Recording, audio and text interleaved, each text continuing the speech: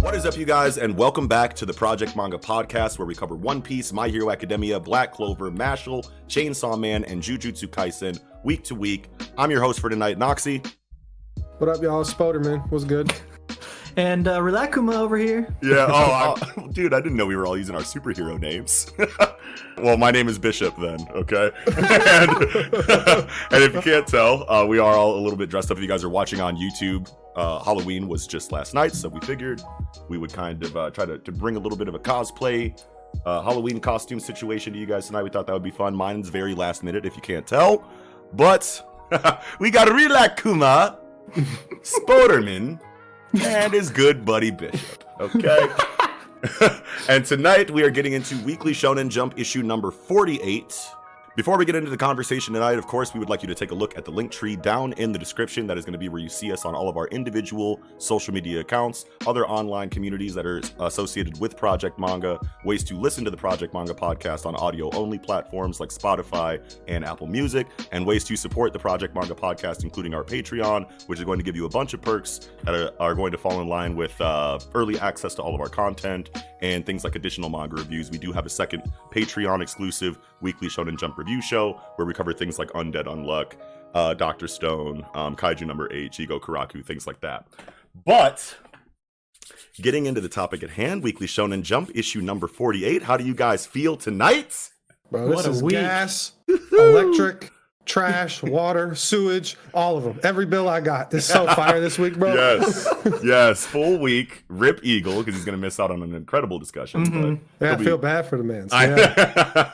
But he'll be back for whatever the next thing is that we do. But yes, man, Weekly Shonen Jump issue number 48. This shit is crazy. Everything is here this week, full roster, and everything is still in these super climactic stages, and everything just keeps ramping.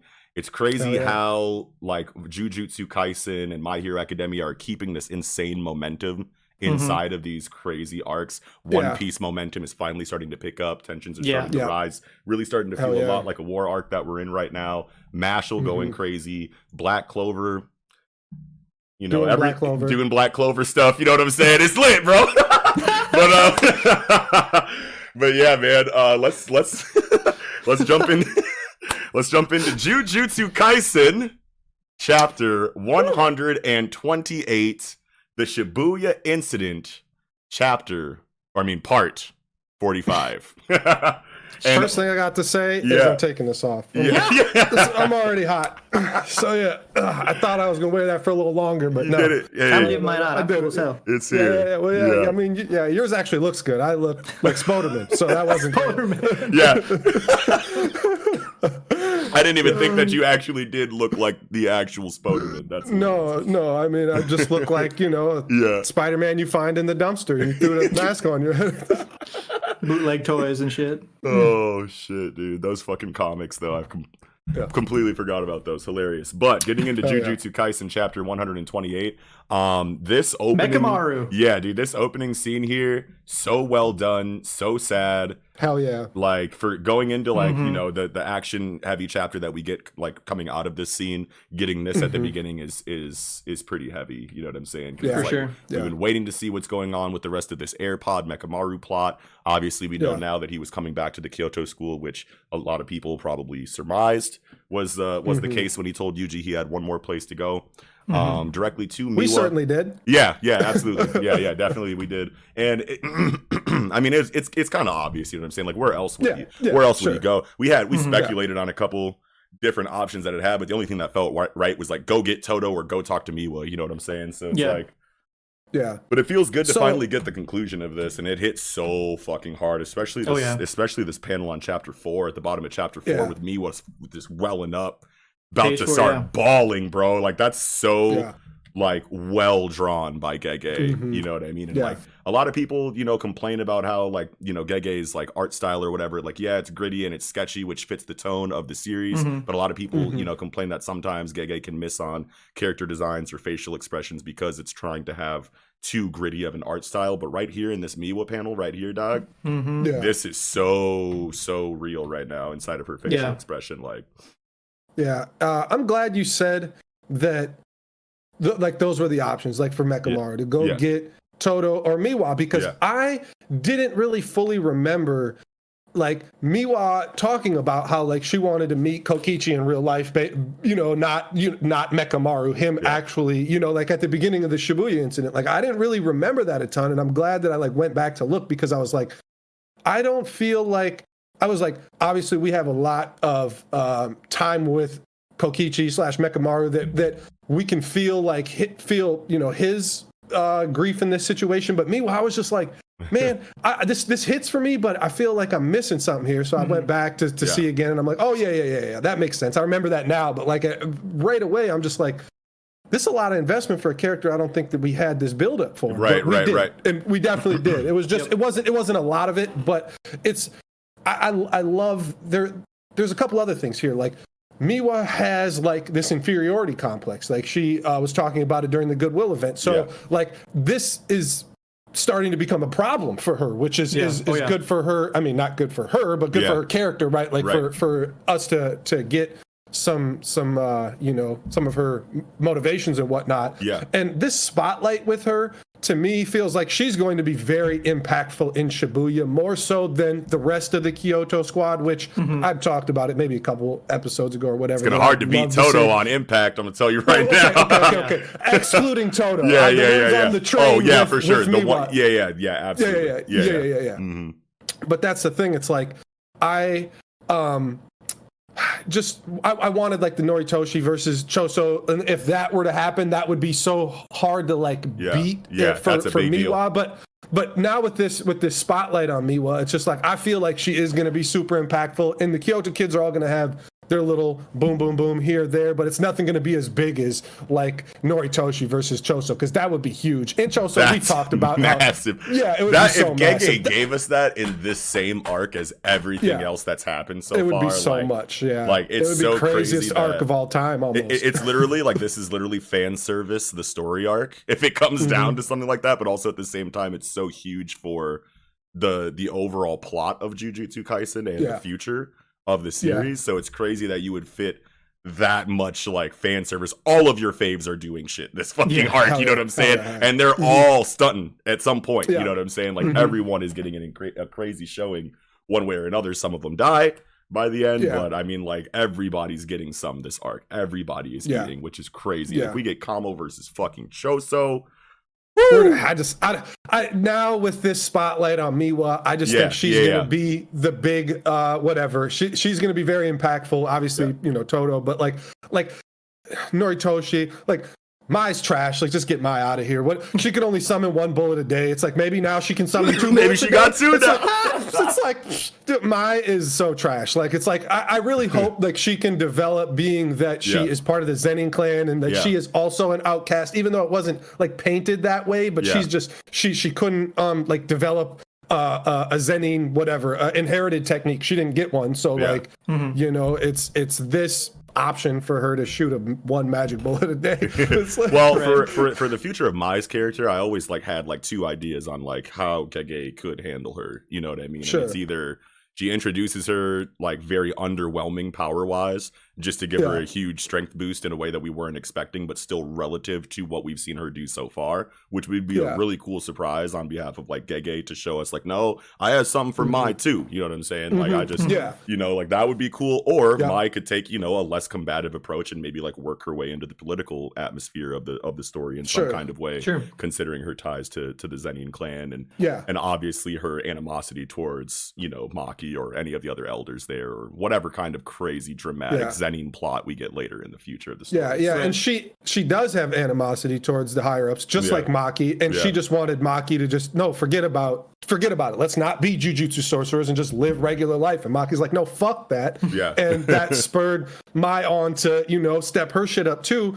So like I like what you're saying there, because it's like Maki, she's gonna just be a beast, and that's just how it is. Where like if she doesn't get some crazy power development here, do some diplomatic shit, try to help out the Jujutsu world with your status. Like, I'd like that a lot. Yeah, I would love to see that too. Fuck yeah. And we've already gotten like explicit confirmation from way back, watching the anime, say now that like the higher ups in the political world are not the strongest, right? Like Gojo wasn't the president of all the shamans or whatever, right? He wasn't even the principal of the school. He was just a random guy, right? So like strength is not correlated with political power in this story like it is in a lot of other stories like One Piece, say. So yeah, like she definitely could get in there and flex her muscles that way for sure. I thought it was super interesting that like Mechamaru basically said like, oh yeah, Todo 99% chance he's gonna survive Shibuya. He's too hard bodied, right? Like his ability is too good. He's too cool. Yeah. And it's like all y'all gonna die. Yeah. Like, and now here's the thing, like that line of dialogue kind of like triggered me, because it's like, why are you guaranteeing survival for any character inside of such a high octane, high stakes arc? And especially because a couple chapters ago we got Nobara has a 99% chance of death, Todo has a 99% chance of survival. If Gege really wanted to say fuck y'all, it's Nobara lives, Todo dies here. You know what I mean? And that would be fucked up. I would be so pissed off. I want them both to live. But isn't that so sus though? Like, Nobara's chances of death aren't 0, but basically implying that they're like 99. And then Todo, 99% chance of survival. Is just like, man. I don't think that is a reflection of Nobara's combat ability, like these people on the train, right? Oh, sure, These people on the train, if they had arrived earlier, like very high likelihood death, you know what I mean? Nobara could have been at like a 60, 70% chance of living, or at least like, a 30 or something, right? Like obviously she's not as powerful as Todo, say, right? And her ability, like she has to be a little more creative and strategic with her ability than Todo. Though obviously Todo has a lot of strategy with his ability, wherever, right? But like, I think it's the 99% chance of death for Nobara is more reflective of she got really hit hard by that attack from Mahito, right? So it's not the same percentage that we're talking about here. No, it's definitely not. 99. But just the fact that we have 99% like chance of death on one side and 99% chance of survival on the other side, regardless of the reason why they're in the position that they're in. I just feel like that's a weird, that's I don't know. It just feels wrong to me, and I don't like it. Okay, I don't like that. If it was Chainsaw Man, they'd both be dead. So like, we'll just be happy with anybody surviving here. Yeah, for real. Yeah, exactly. But please don't take Todo. No, they're both gonna survive. Like, I highly doubt they're gonna die. But and me too. But I just want to throw that out there, just because that sounded like super weird to me. But, I'm glad you brought that up too, because I wanted to talk about how. I'm not sure. Just for viewers who aren't, maybe super educated in the geography of Japan, but Kyoto is south of Tokyo. So to send them even further south away from Tokyo, what Mechamaru is doing here, just wanted to throw that out there for the people that aren't, so geologically savvy. Thank you. I needed that. And even on the that was for you. I just didn't want to say names. Hey, you want to know what? Real quick, before we move away from Mechamaru and this Kyoto scene. Shout out to Straw Doll user Richie at Kokichi Muta on fucking Twitter, because he had a funny ass post where he was like, Gege killed Mechamaru on November 1st twice. And if you go back to chapter 82, which is the chapter that Mahito killed Mechamaru in pre-festival, it came out last November 1st. Yo. Yeah, dude. I was like, no, Gege, you monster. Shit, that's crazy. I think I'd have to go back and look at the calendar, but I think that can only happen on a leap year, right? Like going from a non-leap year to a leap year, because then you add a day. Normally all the days would be offset by one, right? So Jump would have dropped on like, say, like the 2nd or Halloween or whatever, but like leap year, like it's the only time you can do this. That's hilarious though, if that's true. That's Five-head wild. Gege, man, planning 5D If chess. he really planned that and said, hey, there's a leap year, I can do this. And I do this. Whoa. That would be the biggest. That's like Oda level shit. You know what I mean? Yeah. But yeah, Holy thanks, shit, Richie. That that's was a lot. fucking awesome. But sad. Yeah, That's Richie's awesome. goated. Holy Yeah, shit. definitely. Hell yeah. But yeah, going Definitely. into this action though, coming out of the Kyoto school scene, bro.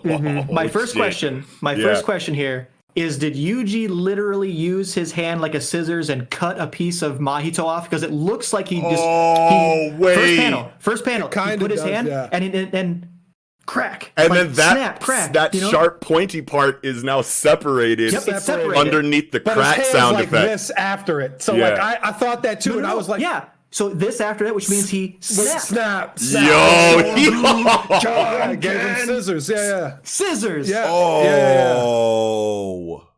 Well, especially Right? since we just had Rock last He week. literally just said Rock. Next we chapter, get we're getting paper next week. paper.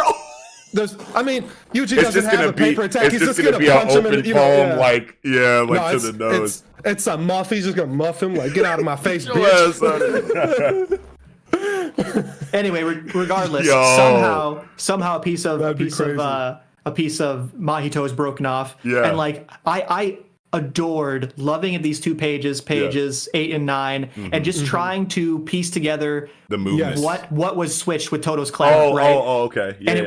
it was literally he swapped the piece of Mahito with Toto. Sorry, with Mahito, right? So like Mahito is Mahito, reaching over left hand, gonna kill Toto, and then boom, swap. So then like the part to Yuji's left. Oh no, maybe I'm wrong here. He definitely swapped. It's like hard to see at first glance or whatever, but like definitely. Yeah, I think Mahito goes to like backhand the Scyther slash or whatever he's got Scyther, loaded up there. And Yeah. then which is going to run into Toto, right? But then he claps to change his position with Mahito's so that he misses. So now he's in Maybe front just of him and Mahito, Mahito instead of behind Mahito. Mm-hmm. Then Mahito realizes his position, hits the double hand back fist, Mm-hmm. right? They block it. Yep. I think that's what it is. So you can't gloss over the fact that again Mahito is growing out of his back to do the double hand back fist. Yep, you know, yeah, you're right. Actually, yep. That's this growing out of the back shit is so tight for a 1v2 battle. Yeah, like, it's just so for perfect. real. That's the what we're gonna run ultimate with. way to choreograph a 1v2 situation with a shapeshifter. Yeah. Yeah. Regardless, I one of my favorite things about Jujutsu Kaisen is like the drawing is sketchy and the battles are fast paced and like the panels, like there's a lot going on in these panels. But if you do sit down and look at it, you can see every movement. You can see every single thing that's happening. It all makes sense. You just gotta like pay a little more attention than you normally would with like a One Piece or a Hero, say, where it's very obvious where the trajectories of things are going. And I love this line of dialogue inside of like Mahito's like internal situation where he says like the top knot gorilla's soul is at full health. Can I kill him with one touch in the state that I'm in? Itadori's soul is at about 10%. I'm at about 40, and it just plays into his childish, immature nature to look at this like a video game. You know what I'm saying? Like to see the health gauges. You know what I'm saying? Above everyone's heads and like find out like the best strategy to deal like with a 1v2 confrontation, but just seeing like that he uses like a heads up display kind of, you know what I mean, or like he's seeing health bars. Yeah, he's seeing health bars and shit. You know what I mean? And it's just like it's like Gege just knows these characters so well, cares about these characters so well. I bet you couldn't find a single point in this series where there's a line of dialogue or an action or some kind of thing that these characters do that are anywhere close to outside of their character. Like these characters are just written perfectly, sound.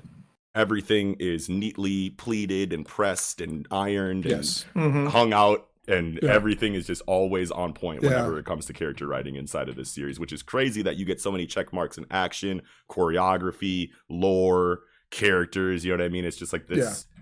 How can you not give this series a 10 out of 10? It's definitely a 10 out of 10. But more to your point here, though, about this, it's confirmation that souls have hit points. Like, it's great to know that it's like, okay, you have a fucking Mega Man bar, you know, and that's your fucking soul bar here. And then fucking Mahito splitting with the double, had to put 20 or 30% of his soul into the double, and once he gets crushed, it's gone. Like he's lost those hit points, which is great. So now we know he can't do fucking fucking shadow clone jutsu all the time, Mahitos infinitely, all over the place. It's so huge, and it's so great to kind of try to put a number on Nobara's fight versus Mahito, and that it made sense that Nobara should be able to deal with a 30%, Mahito, and then Mahito's like, okay, I can't beat her. It's time to run, and we got to do some, some switcheroonies. Misdirection. Some funny shit to throw these people off balance here. Because if I keep fighting this way, like I'm gonna die. Yuji's gonna beat my 80% body, or whatever. So like I really like that you get to just kind of wrap your head now around where everybody's power levels are. It's like the Dragon Ball in me still needs a scouter sometimes. I want to see numbers. And I love how there's stakes on both sides of the conflict. One, because we know these characters so well, they've been so well written and developed and progressed throughout the series. Mahito has gotten an insane amount of development right alongside the main cast. Like we get all of this pathos for these villains.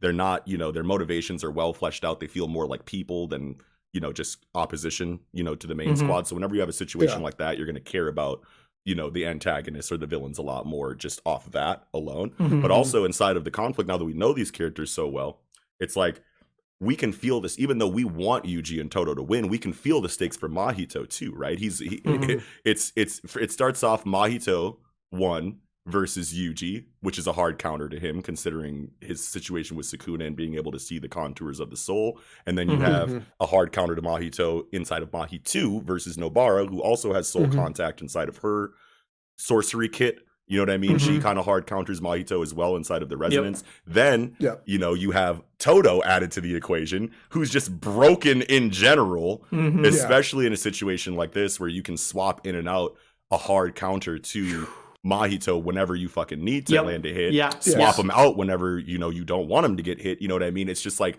I feel the tension and the stakes for Mahito too. I'm like, holy shit, a lot. He's dealing with a lot right now, and he's still having so much fun, even though he has really hard matchups that he's dealing with all by himself in the situation right now. He seems very confident, but at the same time, his naivety shows through, or his ignorance shows through very often inside of his dialogue and just like how we see him being handled by Todo in this fight. And it kind of makes you go like, holy, it almost makes you like, oh shit, like Mahito's getting fucked up here. Like, do I care about that or do I want that? And just the fact that there's that feeling that the manga gives you, it's just massive. And then on the protagonist side, there's stakes obviously because one touch and you're gone. So it's like it's so butt clenchy, nail bitey, on both sides of the fence, no matter what happens. And it's just crazy that M.A.N.G.A is just delivering on all fronts. Get you a villain who can do both, right? That's how it is, bro. Like that's what you need. You need to care about them, and you also want them to die. You need both of them. That makes that's how you have a great villain. Like that's just a easy, maybe oversimplifying it, but like if you have those two boxes checked in your story, you're on the right track. You're on the right track for humanization, pathos, charisma. You know what I'm saying? Like threat level, actual. Do we actually believe that these people are going to actually do some drastic damage before they're taken down? Obviously, we have plenty of examples of that being the case inside of this villain group. No complaints at all inside of Shibuya. Right. So, one more thing about Mahito's inner monologue, and he's mentioning Nobara here. And I think his comments about Nobara, to me, further reinforce the point that Nobara is not going to die, right? Like, he's like, that stupid girl, like, it's all because of her. Despite being a nobody, she really left her mark, right? And like, if Nobara dies, man, that's a very stinging statement, you know what I mean? Sure. Like, she was a nobody, now she's dead. But if she's a nobody and she's not dead and she's going to later come back and beat the shit out of Mahito, that's going to feel really good, right? So, like, I think this is good confirmation, I'd say, in terms of a readership, right? Like, I agree. She's coming back. And it's just more lines of dialogue that, like, show that Mahito is still very young.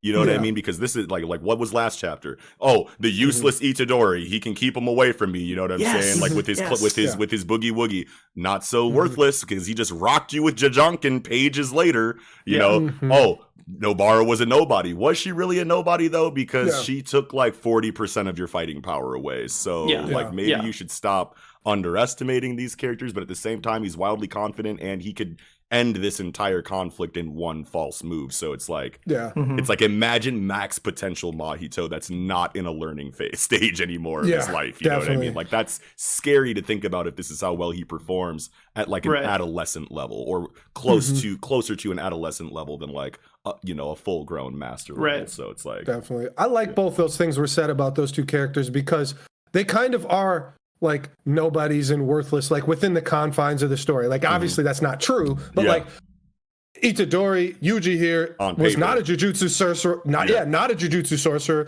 doesn't have any, inherited technique or anything and just was thrust into this fucking world. So like it's kind of easy to classify him. Okay, he's his knowledge level is so low compared to all these other Jujutsu sorcerers. So it's like you can look at it that way. And then Nobara is a fucking country bumpkin or whatever the fuck. Like she's not she is kind of a nobody like within the confines of the story again, but not only like the only like overarching things about them are that because I mean we as the reader learn about them and know that that's not the case once they're developed, but like just on in the grand scheme of things like Yuji is brand new to this game, you know what I'm saying? Like you said it literally perfectly. Hell yeah. Yeah, on paper, he's very much telling the truth about these characters, but obviously we know more than he does. So a little bit of dramatic irony there, situational irony. I can't remember which irony that is, but it's one of them. Sure. Going further than this fight, I love when Todo swaps, does a swap with the cursed, grenade or whatever, this cursed, body or whatever. And I love Mahito's face. Just like so good. What? Yeah. What? That says so much because Nox said early, like Todo's just broken, right? Like, and Todo is not like broken. His ability is just very good, and he's very, very good with it. It's not like something that's like. It's not Gojo. Like Gojo is literally Gojo. You can't give Todo's ability to anybody in the series and have them be just as effective with it. It's not It's not just an I win button. You know what I mean? And here's the thing I think people are overlooking, which that exact panel that Nick just showed confirms, is that there are so many other skills that Jujutsu sorcerers need, and what Todo needs very, very he needs top tier Juryoku sensory ability, right? Like he needs to be able to sense all different types of Juryoku, and I imagine that this transfigured like delay human grenade, whatever, that has such a really tiny, faint amount of Juryoku that now you got Yuji, you got Mahito, you got Todo, you got three big forces in Juryoku around here. So like their Juryoku aura, it's hard. Juryoku aura resonates so strongly that it would be so hard to pick up on such a faint, tiny little bit of Juryoku, but yet Todo can do it, which he needs to have for his ability, which he also needs to have all this physical capability, which was clearly, shown throughout his character. He has to have like everything in spades for his ability to be effective, because if you just give this to somebody that doesn't have those fucking skills and has not trained and honed these things, they're going to be trash. They're going to be trash. And it's just amazing that Todo was just constructed this way. And I think another thing that people may have overlooked, Todo, all his attacks come from his legs because he needs his hands free to clap. He gets a black flash kick. Black flash kick. I just thought that was cool as hell. I didn't even think of the fact that, yes, he needs his hands to clap. Like, it's just like the Rishuyaken. It's just like fucking Sensui, bro. And it's just like, again, Gege loves Togashi, bro. He keeps Togashi in his story all the time. Hands for defense, legs for offense. Oh my God. Wait, so is Mahito gonna take one of Todo's arms by the end of the fight so he can't clap anymore? That would be some shit. What if he could jump in there and clap with his feet? or he just snaps. He just snaps. He just starts snapping. I was gonna say, like, it would definitely be too much of a similarity to be like, what, you think I need two hands to clap like Netero, right? You think I need two hands to pray? It's like if you can't like one hand clapping, what's the sound of one hand clapping? Like, oh my God. It's like pat on just You know, If you can do that, we're like, holy shit. Holy shit. Oh my goodness, yo. Damn, that would be oh no, that'd be like Mirio level of like. Dude, if Gege Mirio's Toto. Doubter. If Gege Mirio's Toto, bro, that's gonna be a way bigger hit than Toto or than revoke Mirio. that from the universe. I don't want that to be even in the universe, that concept. I rebuke this concept in the name of Weekly Shonen Jump. Yeah. Oh man. Holy shit. But Toto's inner monologue hits here tremendously. Yes. Just him hyping himself up. Yes. Am I going to be like left behind? Like I need to step my shit up too. You know? I need a Black Flash here real quick too, but it's cool that even we this curse is doing it. Yeah, even the curse is doing it. So it's like, man, I need to start. I just need to start throwing these Black Flashes out here. But it's cool that he hits the Black Flash, and then we automatically from Mahito be like, all right, you're doing Black Flash too. That sucks, but I'm so glad that you can't attack the soul directly because I would not be able to deal with this if I was getting Black Flashed from two different directions inside of Boogie Woogie, like constantly, just like a Black Flash carousel. You know what I mean? Like, fuck that. So that's cool that we get that. And it's cool that like there is something there that says that like Toto is not just like a one-man situation inside of this fight. Like, yes, he is carrying it with his ability, and like obviously he has all of his HP, so that's a really big deal. But it would just be way too much, and it would be like so obvious the outcome of this fight if he had access to Mahito's soul inside of his Black Flashes too. So I like how everything always stays so balanced inside of Jujutsu Kaisen. Nothing ever really flies off the rails whenever. And I think I've talked about it on our show before. Like Gege is so good with power scaling and just like has such a good understanding of their energy system and the direction that they want to go with it, that like it's cool to see that, yes, we are seeing increasing power as the series goes on, but it's not like a Dragon Ball. It's not like a Seven Deadly Sins where you beat one bad guy and then the next bad guy shows up that's equal or that's 10 times as strong, and it turns into this crazy power fantasy with power levels and numbers that don't matter. It's always like, let's keep the power system vague, give you little bits of information about the power system as it fleshes out throughout our understanding of this series as it continues. And then the more we learn about the energy system, then we introduce new levels of power that the previous explanation supports or makes that increase of power make sense. Then we give you a little bit more of the energy system, then we up the power again. So it's not just like, here's your understanding of the energy system that you've had for 100 chapters, and now we're doing something entirely outside of the realm of what we explained to you so far with no build up to it. And you guys just have to deal with it. You know what I mean? I feel like it's really easy to fly off the rails inside of your super powered story in that regard. And I just like respect Gege so much for like being aware of that and wanting to keep everything grounded but still spectacular at the same time. And I think this is a perfect approach to do that.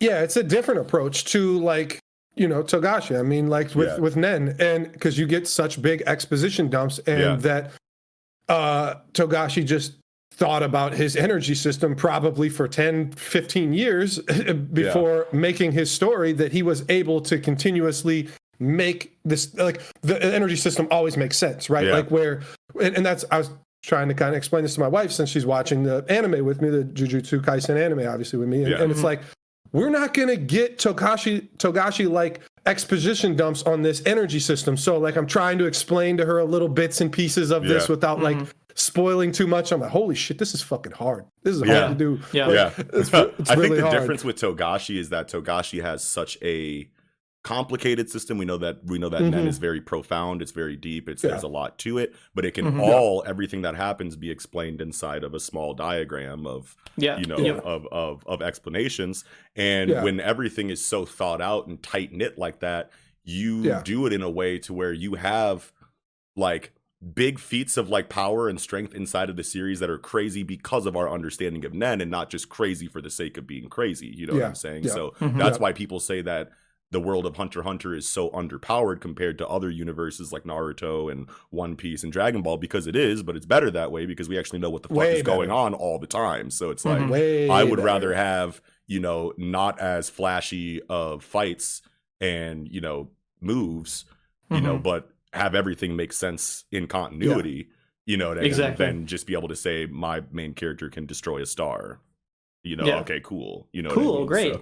great. So, Can use that all the time. You use that all the time. Oh my god. But yeah, dude, how many double pages are we gonna get in this fucking chapter though? Like what the fuck? So many spreads like back to back. Black Flash have brought out 120% of their potential.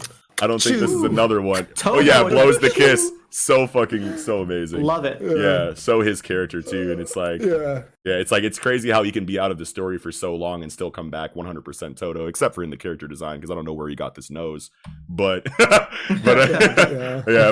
mean, M.A.N.G.A has said before that they have had trouble remembering how to draw characters that have been out of the story for a long time, like sure back in like Hidden Inventory when Gojo had the story for fucking 25 chapters, like 2 chapters before the end of Hidden Inventory, there was like an author's note inside of Weekly Shonen Jump where M.A.N.G.A was like, I forgot how to draw Yuji, I think.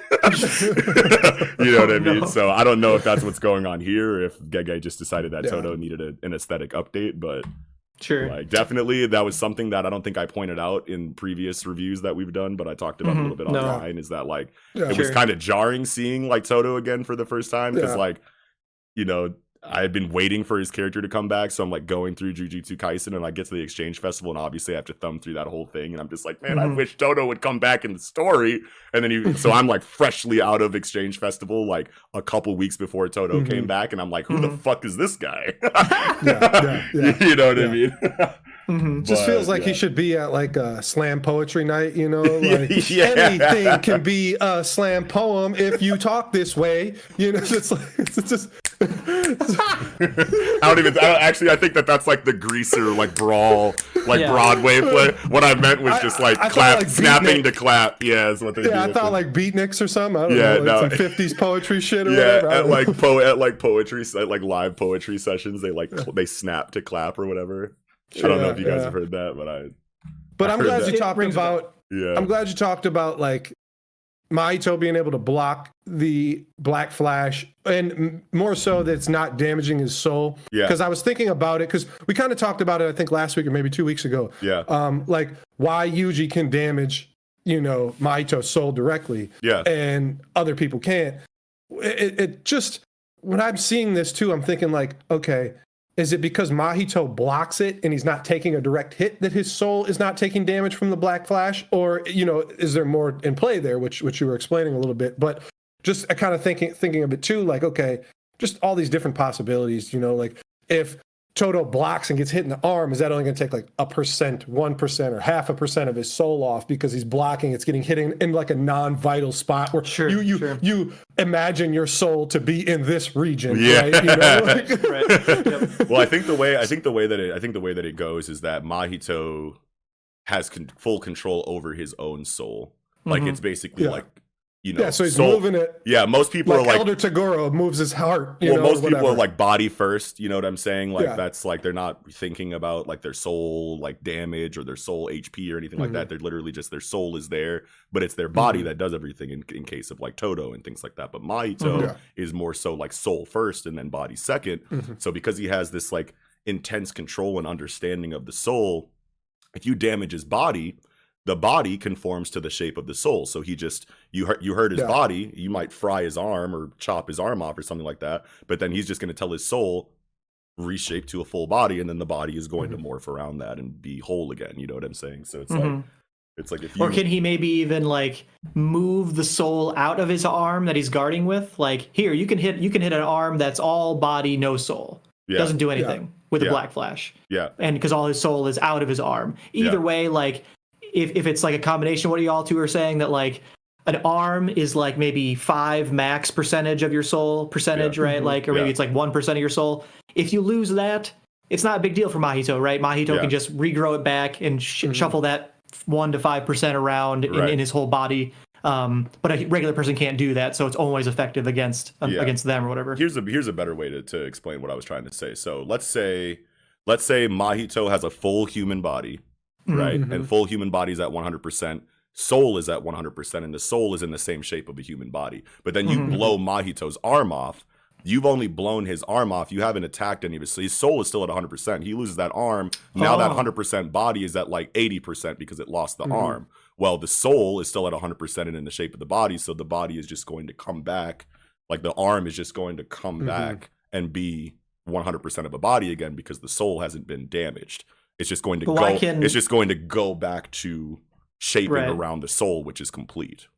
But why can Yuji always hit Mahito's soul and Todo can't? Because Yuji is sharing a vessel with Sukuna, and Sukuna can see the contours of the soul.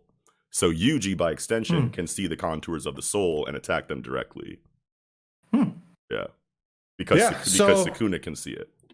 So yeah, and that's what I figured you were saying too. Like, I mean, that's a good explanation. I'm glad you went into all that because thinking about what you're saying about Todo, how like, Todo is out here beasting, but can't really do any damage. Really, I mean, the way he's doing damage is by tagging Yuji in and out to do damage. To do the real damage. Sure, to do the real Todo's damage comes in the form of like, I don't know, small little stopgap measures inside of Mahito's attack patterns. You know what I'm saying? Because I mean, like he's still doing damage to the body, so the body still takes that damage and then has to regenerate. That's time ticking. You know what I mean? So he's still wildly effective. He's just not doing any damage to Mahito's like actual HP. Yeah. So like how I guess how I took it is that like the reason Yuji's a hard counter against Mahito is that because Sukuna's in there, Mahito can't hurt his soul at all. That's true. That too. That's two different parts. Yeah. Sure. So you're saying it's both parts. Yeah, like not only is he defensively safe because of Sukuna, he's also offensively capable because of Sukuna in this situation. Absolutely. That's crazy. Yep. So he can access. So exactly. Yeah. Mahito takes 30% body damage. The soul's still at 100%. The body goes back to 100% shortly after. That's how it works. Sure. So. Yeah. Sure. Yeah. So how about Mahito throwing up all the fucking souls, doing soul multiplicity? So this is the same move that he uses. This is the same. No, well, we've seen it. This is the snake in the body repel. Yeah, this is the snake in the beer nuts attack. Yep. In the definitely. beer nuts. Yeah. But this time he just basically. I mean, I assume that this is. I mean, I don't want to say this is all the souls he has stockpiled within him, but this is, I feel like, a very large amount of them. I don't know, because obviously it's very fucking strong in order to fucking hit them both, hit Yuji and Todo and smash them up through all the bedrock in the fucking subway to push them out. Yeah. And now we're out in these streets here, so everything is everything out in the streets. This is about to be a little different. It's a little different out here, Right, now you're in the wide open, so I mean, like, it's weird that Mahito would want to do this. Obviously, he wants to make sure that he has an escape route, but also at the same time, now it's like everybody can see you. And definitely people have felt the vibration of this attack breaking up through the street. You know what I'm saying? So any capable sorcerers that are in the area are going to be directed towards this conflict now, which is weird that there's so many more people on the protagonist side than the villain side at this point. You'd think he'd want to localize this conflict in an area away from everyone and not garner too much attention towards him. But yes, I'm glad we're on the same page there too, because that's exactly what I thought. It's like, why do you want to put Todo out in an area that he has more room to work with now? And there's possible other people with Juryoku. Just it doesn't even have to be people. Things of Juryoku, like there's curses out here roaming. Like he can now start fucking switching curses all over. It's like this isn't a good play for Mahito. Like I didn't think so anyway. I think it's supposed to look like that, but I think Mahito's got something up his sleeve. Gege wouldn't just outright miss like that and create a weird plot. Definitely. What I feel like it is that right now it's a 2v1 kind of not in Mahito's favor, right? Like he's kind of on the ropes here. If they go to the surface and weaker sorcerers come, like say the kids from the Kyoto train, boom, now he can attack them, and Todo and Yuji are going to have to protect them, which makes them weaker. You know what I mean? That's a great point. That's a great point. Yeah, definitely. Wow. Yeah. Holy moly. But that's kind of the end of the chapter, so I kind of want to like work my way back a little bit. Just a couple little small things I forgot to talk about. It's good that Utahime. So first of all, I called that he went to talk to Utahime and not Gakuganji. Oh sure, yeah. Well, Mekamaru.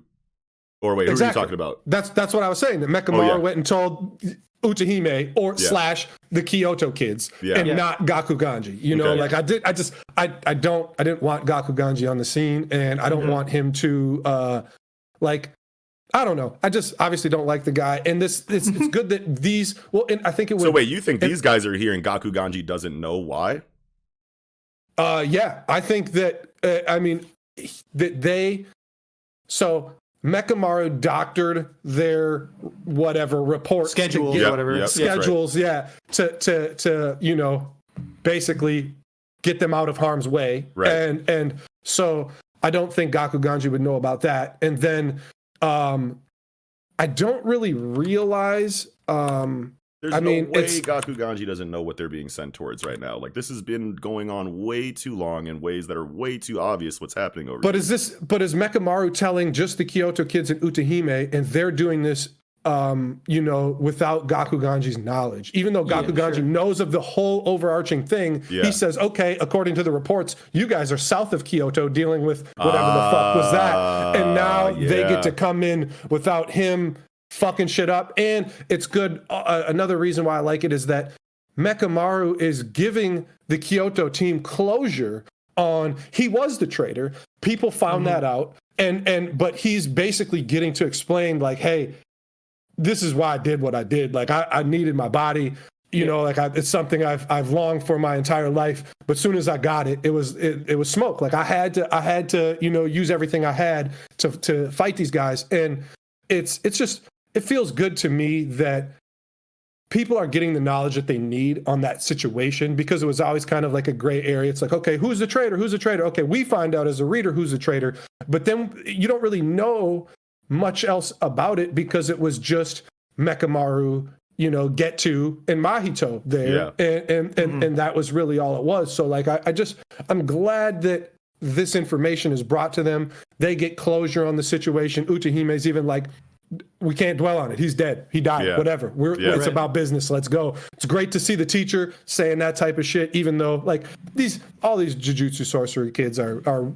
wildly capable. So like they know that too, but like, you know, you still might, you know, be like, man, this guy was on some shit right under our nose. Like you still are going to feel some kind of way about it, right? Yeah. So like I like that Utahime is kind of bringing them together. I like that they're getting closure on it. And like I said earlier, with Miwa getting this heavy spotlight, and I think that she's going to be very impactful. It's just super hype for me because I just want to see more new Shadow style, Shinkage style, whatever. I want to see sword shit. Sword shit. Give me my simple domain, fucking, you know, Nobunaga and step in my circle and die type shit. I really, really, really, really, really want to see more of that. And Kusakabe didn't get enough for me. Like when I saw Kusakabe, I was so hyped. Like, okay, we can get some sword drawn, and it's like, okay, you get like one little attack against fodder, and then he's got here. Like, so like. But they wouldn't. I feel like Kusakabe is obviously going to do some more stuff later. A lot of people think that he's dead, but I don't think that M.A.N.G.A would give us a line of dialogue at the start of the event that said, "Oh, you're just like Kusakabe. You don't even have a technique, and it's crazy because I haven't seen anyone as capable as you without a technique since Kusakabe." And then to just give him one attack against fodder for the whole arc, it's like he's gonna turn the fuck up way later. I don't think he's dead at all. And you want to know what? I want to say that even though you explained it perfectly how Mekamaru had fudged the reports to send them in this general or away from you're the geography guy, so Kyoto's down here, Tokyo's up here. They're sending them even further south, farther away from Tokyo and Shibuya. You know, like they're sending them. That's what the reports say, but they're actually coming to Shibuya. So Gakuganji thinks that the kids are just out on a different mission away from Shibuya, but still knows what's going on in Shibuya. I feel like that makes perfect sense, but at the same time, I feel like Gakuganji is so underused that I feel like the way that he is going to be used is in like the shrewd businessman style of character that's like always nosy and always knows what's going on. I can totally see him thinking that something is fishy about that. Me, but I'm here, exactly. I could see him chirping Yaga like, hey, my kids are over here, but like there's some shit going on like where you're at, like what's cracking, you know what I'm saying? Like would Yaga lie and say like Sukuna didn't take over Yuji's body and decimate the entire city, you know what I'm saying? Like, or would Yaga be like, this is what happened here, you know what I'm saying? And if Yaga he tells him, could lie. He could lie. If he tells him the truth, Gakuganji's gonna be like, you know what this means, right? Like we gotta smoke this kid. Speed up up the execution. Like, that's why Yaga could lie. So I could see Yaga lying for him, but I was like totally convinced that Gakuganji like wants to kill Yuji, and that's what Todo is like keeping from the information that Todo is keeping from Yuji that he said a couple chapters ago. But Like you're kind of swaying me a little bit over here with this Mechamaru business. It makes a little bit more sense. They could they could get off scot-free here. Yeah, these is well thought out. Mechamaru knows what he's doing. I got AirPods here, and here to do X, Y, and Z. So like I feel like he's definitely, definitely got good plans here on how to, just Mechamaru, him running with Yuji too, like even though it's like so small of a period of time, you still felt like a bond grow there, even though like he's dead and he's just like, this is like the remnants of his fucking Juryoku fucking just living on through AirPods talking to him. You still felt like a bond was happening there. So it's like, I feel like he cared, at least it's so hard to say really if this was all like, if this is autonomous, right? Like, okay, I'm dead. Now my Juryoku takes over and, like Nen, like post-mortem fucking shit.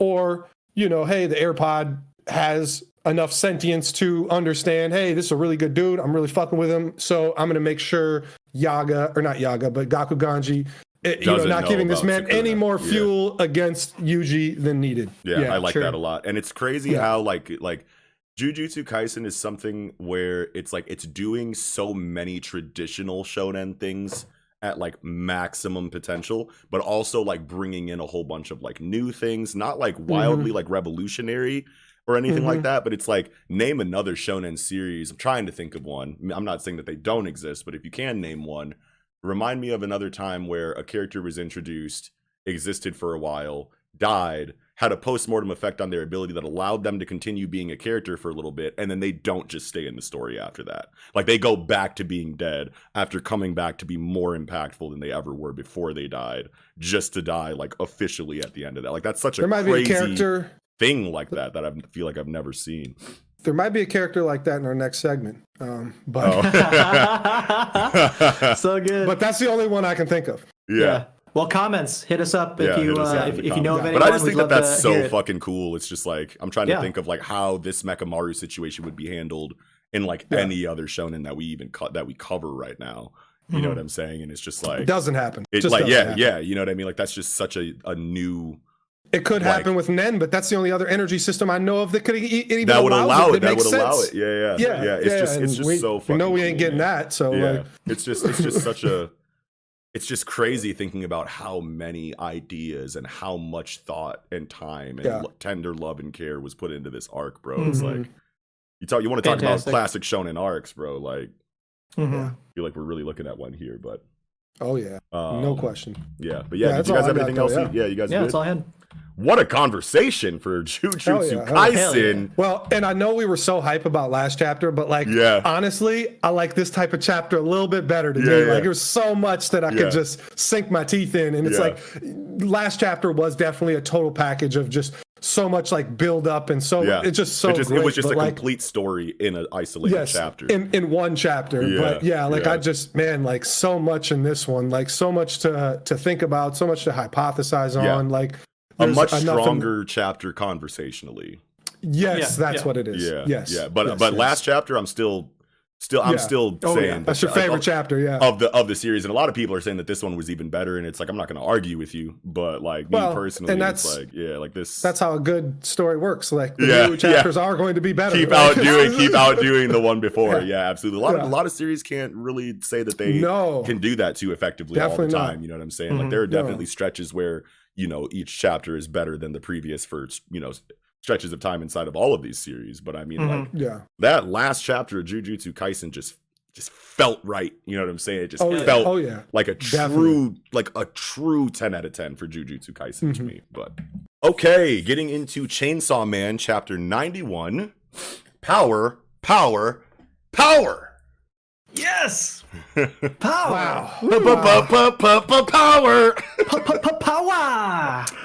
Yeah, man, this is huge. Dude. I mean, before we get into some of the big stuff, like I assume these two like rando devil hunters, this Mantis contract devil hunter, they're under Makima's control, right? Like they're not just innocent bystanders that see a devil come running at them and say, "Hey, okay, I better try to bring my Mantis hand out and zap him." Zap you, dumb man. The thing I was gonna bring up with that scene is that like it's probably not the praying mantis devil, right? I mean, who the hell is scared of a praying mantis? Even if you live like, because there's praying mantises in like North America. I guess I'm just getting at. I bet it's the insect devil. Yeah. You know what I mean? Sure, like for sure. Insects people are afraid of. I don't think anyone is particularly afraid of a praying mantis in particular. You know what I mean? Yeah, but because you know, people are scared of insects in general, you can personify it or you can not personify, but you can manifest that fear in the shape of a devil of whatever you want, as long as it pertains to bugs in some kind of way. So, right. That's my guess anyway. Yeah, sure. That's my guess now too. I like that. I like that a lot. Let me look at your paper. Yeah, I love this. I love this on page 2. This little like flashback like sequence here in like the low opacity like memories. You know what I mean of her with Denji. That hits super hard. So hard.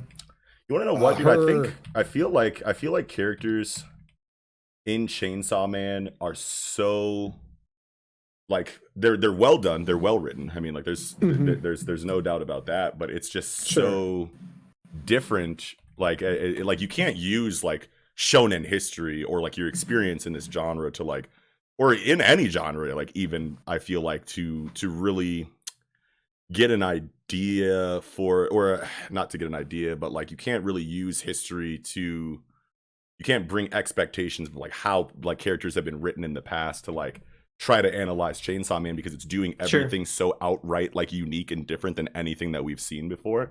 But it's crazy to get the same feeling, you know, of attachment to characters over time in such a unorthodox writing style in such a short span of time. You know what I'm saying? So like on paper, this flashback shouldn't hit as hard as it does for this like chapter or for this chapter number. You know what I'm saying? But it's like, and especially considering that like Power has been there the whole time.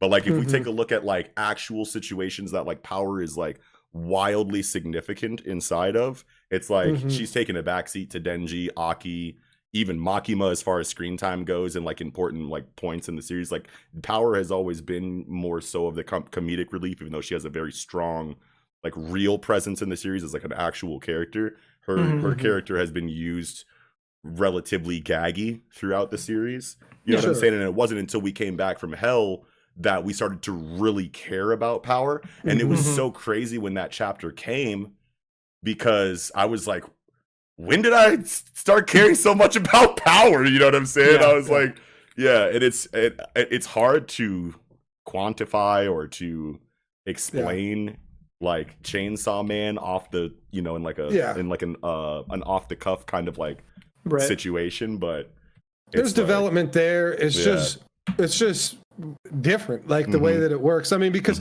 Power's been selfish the entire time, you know, like if thinking back to when her and Denji were just training with Kishibe, and Kishibe's like, whose side are you on, the humans or the devils? And she's like, I'm on whoever's side is winning. Like, I don't give a fuck. Like, and which is great for this chapter, you know, because it's like, okay, I was thinking about being on the side that's winning, but no, Denji's my guy. Fuck that. And I'm out. Boom. It's like that growth. So growth. Very good growth there for the character, and it's you're right, like she's been gaggy. I've cared about her the entire time because you care about her, but like I didn't want to try to diminish you saying like you don't, because I know you didn't. No, you're not saying that you don't care about her. It's just like the way she was handled before.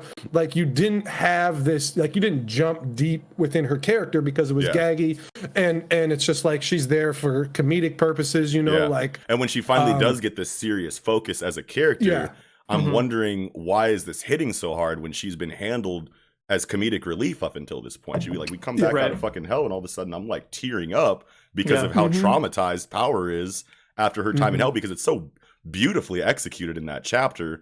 But also it's like, I didn't know that I cared about Power so much because of Fujimoto's writing. Like, he was making us care underneath making us laugh. And it's like, and it's like, he does that better than any author I've ever seen in my life. I don't care just because of comedy. Like, he sneaks little tiny real moments for them, like he peppers them in very subtly in a way that you almost just don't notice until boom, Power has PTSD.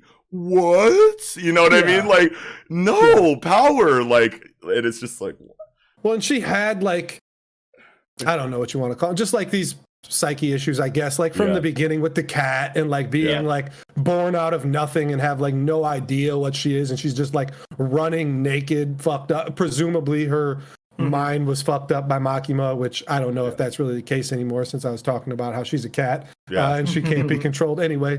But I mean, the environment and the situation around her was very much controlled, even if Makima couldn't control her directly. So yeah, like you're seeing that early, but then that's only like one arc at the beginning, and then from there on out, it's just comedy forever and ever until we get to coming out of hell and she's psychologically broken. And it was just you knew the train was on a different track at that point. Like you're just like, what the fuck is this, basically? So I love it. Man, there's a lot to talk about with this. I guess one little quick thing I want to say is on page 10, the power on top of Denji is the same as chapter 1 with Pochita on top of him. It's exactly the same panel, which Fujimoto has been doing a bunch of times. He's been doing this a bunch of times. But yeah, it's page 10, that one with the bottom panel there. Wow. Yeah, it's chapter 1. He's literally in the exact same position with Pochita on his chest instead. So take a look at Yeah. Fantastic. That's amazing. I love when creators do that. And it's funny because like I've seen in the past, like I don't know, just on Twitter, like when this was happening, Fujimoto's done this a couple of times, and people are like, "Is he lazy or is this like just big brain shit?" You know, like he's literally like, "It's big brain shit." Now we know for sure, no doubt about it.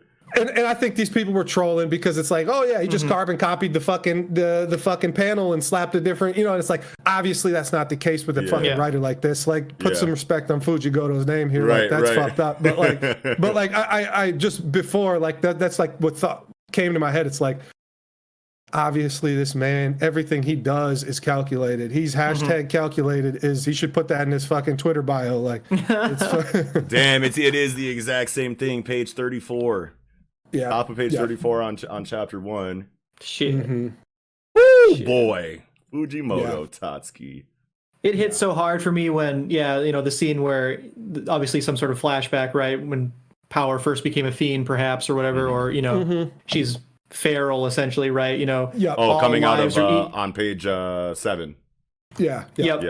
All lives are equally trivial, and she's like, including mine, but Denji can't die. He was my first friend. I'm like, oh my god. Yes, dude. Yes. And those panels right there on that 8 and 9, we're like, okay, well, and then I guess 6 when all the fucking zombies jump on her. So she still has the slash in the back from the mantis.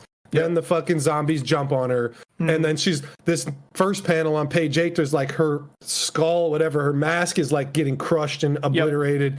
And then she's basically clawing away from the fucking zombies as just a torso with fucking entrails behind her. And you don't get to see anything except for like her broken hand, like with fingers missing, just these 2 fingers basically clawing the ground to get to the fucking dumpster. All you see really is that hand after the torso shot, and just the sound effects of getting into the so like just the way that Fujimoto does the like visual storytelling here, it's just like so par for the course for him. It's like this just feels so good. There's like literally like 5 words on this page, but like you feel so much more than just, and those 5 words really hit, but it's just like the visuals make it hit 10 times more with those. Like I just way more words spoken through the art than the dialogue like actually written on the page. Like it's Fujimoto does a really good job of like conveying emotion or like whatever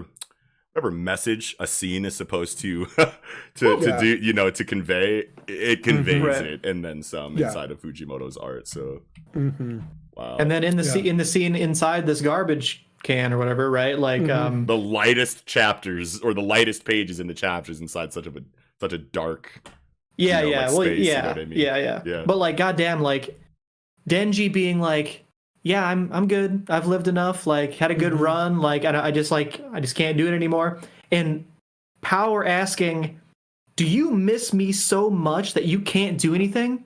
And he's like, "I do. I do."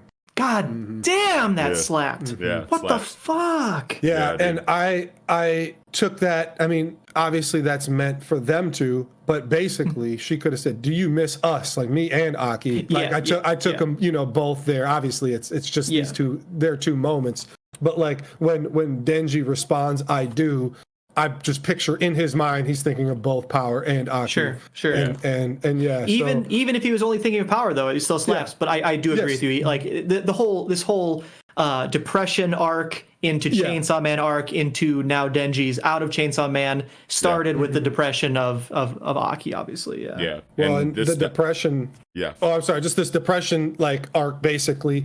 Yeah. The fact that Power gives him such a far away goal to pursue. Like, hey, find the power or find the blood devil and turn it back into power. Like, that's such a huge, like, long-standing goal. That's not something that he'll ever be able to just do in the next couple of chapters, or maybe ever in the story again. But it's just very important for his sanity to have this as an anchor, a goal, for his future. It might not even be possible to do. It might not. Right? Yeah, exactly. Like, even if reincarnation was real, like, could you go to someone off the street and be like, "Yeah, you're my grandma," or whatever. Like, do you remember 1984 or whatever back in the day when you like went to some dance or something? Like, no one's good. Like, so it's like, it might not even be possible, but to give him the hope, to give him the future sight, to look at something where he can strive towards, right? Like that's huge for someone and that's who's a way dealing with bigger depression. Goal than what his original motivations were. You know what I'm saying? Like, his original motivations were just like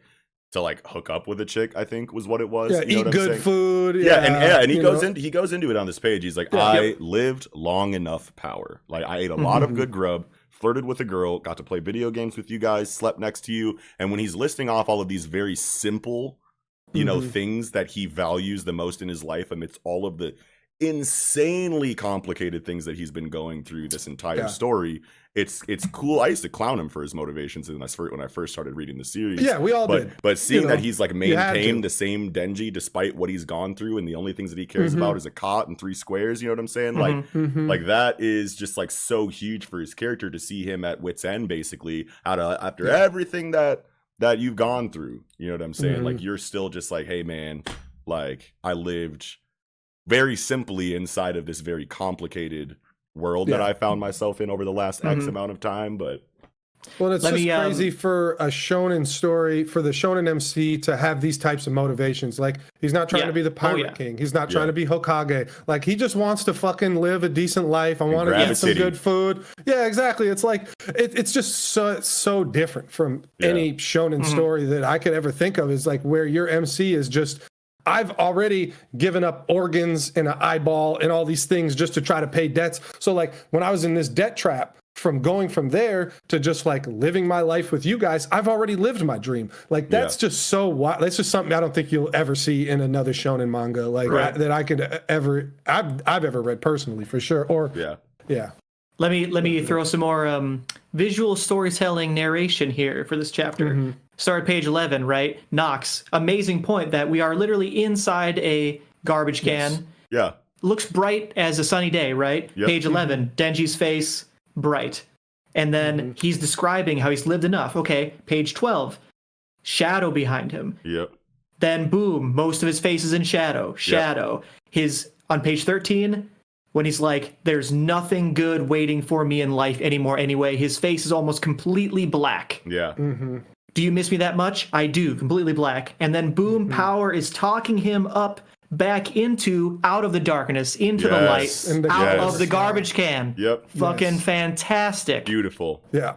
I can't believe how well Fujimoto does this shit. Like, it's just things that you don't even really realize are happening until you like really reread, look at it closer, like really try to analyze it, because like that's something that would easily fly over your head. Like that's what's happening there. They're in a dark, confined space. There should be no light here at all, but Power in her regular form is Denji's light. It's illuminating the scene. You know what I mean? It's bringing a very bright, overlay in such a dark situation. Yeah. And I just gotta say one more thing about this, the paneling and the visual, right? Page 14, this like really sketchy pair of headshots of Denji and Power kind of in the middle left.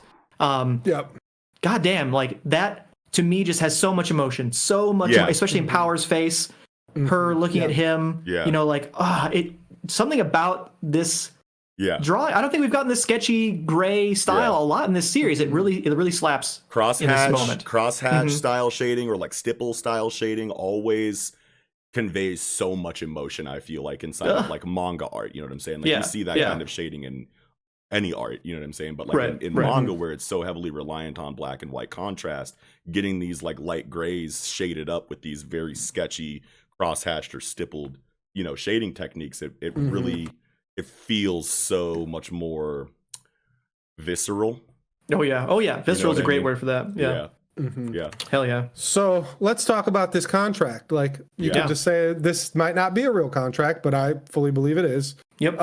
And so obviously come find me is the stipulation on this. I'll give you my blood if you can, for you to come find me, basically rejuvenate yourself, turn yourself back to who you are. But so thinking about this,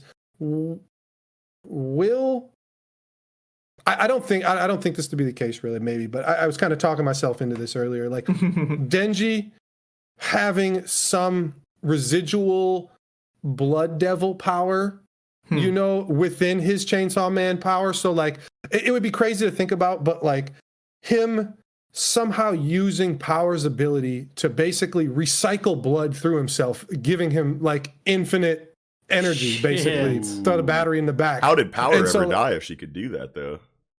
Right, yeah. Because she needed somebody else's blood, but Denji has two people's blood. She needed another. It didn't actually have to be Denji's blood. It could have been somebody else's blood. But I think a hybrid blood is stronger or whatever. I don't know. Yeah. But it's possible. It's so hard to think of, because it's like I'm thinking about, okay, Kishibe here at the end, and we have goals, I guess. We don't really have a goal yet. He doesn't explain what we need to do, but we're going to do it, whatever it is. Which we've kind of talked about before, which, I mean, Nickums, I always like when you're saying, he's going off to kill the prime minister. He may not have to kill the prime minister, like he himself he may be giving that to Denji, give Denji the win conditions, and then Kishibe die, because Kishibe's probably dead in very near future now. But I was just trying to think about that, because it's like, if Denji can just recycle the blood and never die, like maybe he would just beast and just fight her to death. But like I don't think that's how a Fujimoto story goes, I really like your suggestion that Kishibe gives Denji the mission, gives him the win condition, because just before Chainsaw Man was beaten, he was beaten primarily because Makima turned the public against him, or rather for him, right? For him. Everyone loves Chainsaw Man. Boom, you're weaker. What better way to become public enemy number one, everyone hates you, than to try visually to kill the prime minister, kill him in a very gory, brutal, blood and guts kind of way. Boom, all of a sudden everyone's like, oh, he's actually bad and I'm afraid of him, and boom, power level huge up. Right? Yeah. Wow. I like that a lot. Love that. It just makes a lot of sense for Kishibe to give the win condition and then die, because it's just like him. He's been in this story, I felt, longer than he, I felt like he was out of here the last time he confronted Makima. Like, I don't know how he walked away from that situation, honestly. And I was just like, pure hubris, right? Yeah. So it's like, okay. Do you feel like Denji's coming out this shit a little bit more swole? Like he actually got a literal power up, He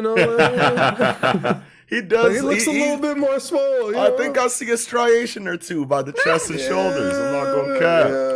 So I was going to say, in terms of, Power's contract with Denji, I'm more wondering, is he going to get more of these, right? We got the very emotional contract with Pochita, like, I'll give you my heart, or I'll be your heart. You show me your dreams. Okay, I'll give you my blood. You come find me. Obviously, very parallel scenes, as we already talked about. Even the character position, how their positions were.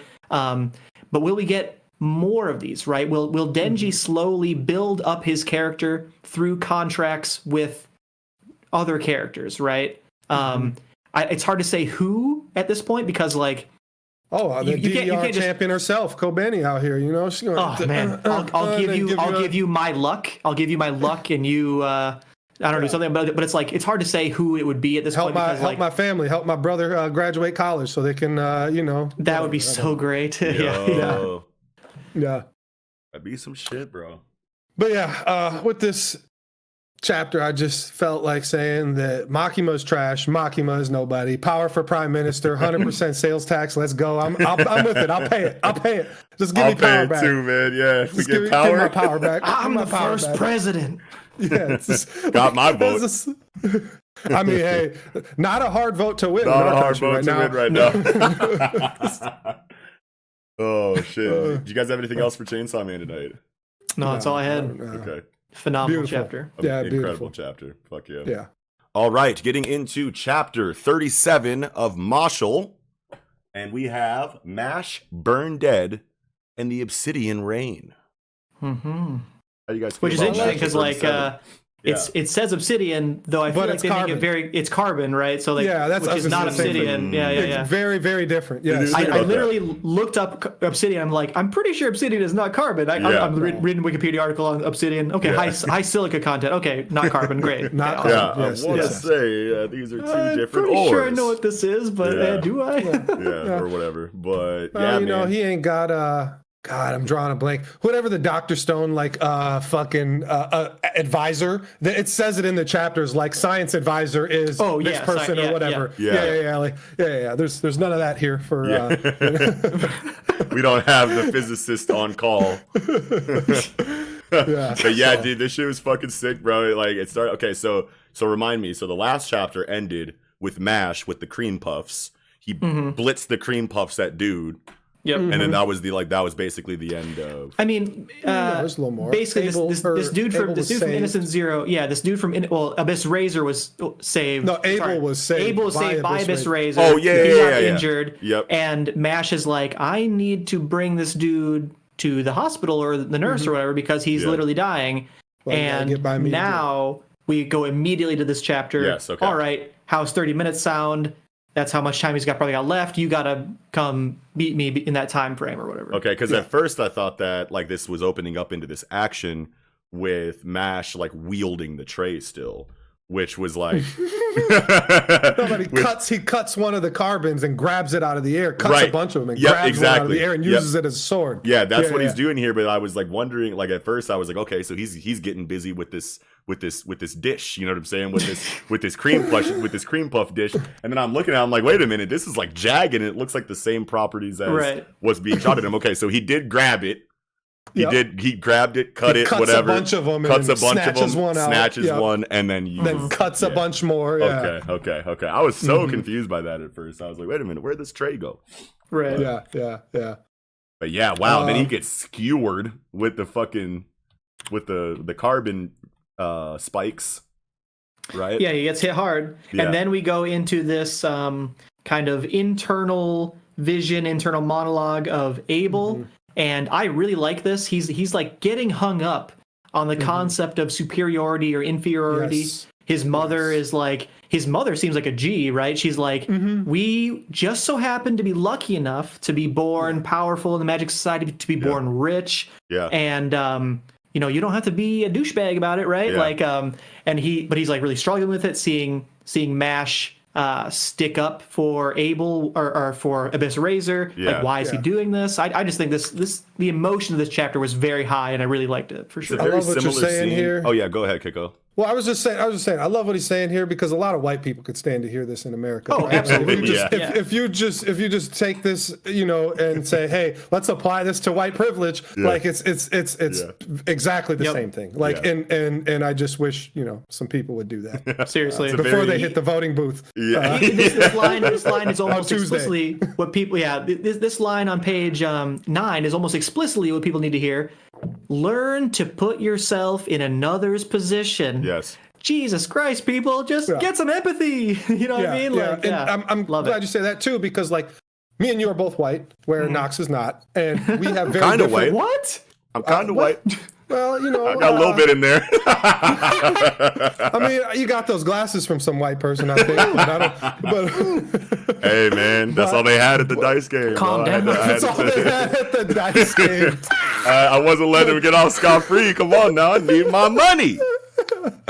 Okay, but what I was trying to say is that even though we're both white, we have very different backgrounds and like how we were brought up and things we were, you know, like things we were like. I was very involved with people of color my entire life, so like me, it's like second nature to hear these things. It's like that's just par for the course where I'm from. But like somebody like you, where it's like, okay, you may not have been around as many people like that, you know, like different races and religions and all these things. Yeah, and so it's like I can just, even though I don't maybe have the same life, you know, situation that other people do that may be more exposed to that. Just your empathy allows you to do that, which is just a magical thing. And I'm just glad that we can look at like the overview and apply this to real life and how people should act and try to live. Like it's not hard. It's really not that hard. That's an immense part of manga for me. You know, we've talked about this, say in the 1,000 subs stream or whatever. Like manga to me, a huge part of manga is learning to grow as a human being, right? Like to learn these, to see these examples, to put yourself into the characters' minds, feelings, emotions, situations, and grow in their shoes and grow from what you're being shown. You know what I mean? I think manga has a huge potential to have people grow as people. For especially empathy when and critical thinking and compassion. Yeah, when you look at arcs like Fishman in One Piece, or you look at the Chimera Ant Saga within fucking Hunt. Like it's like. I got chills right now.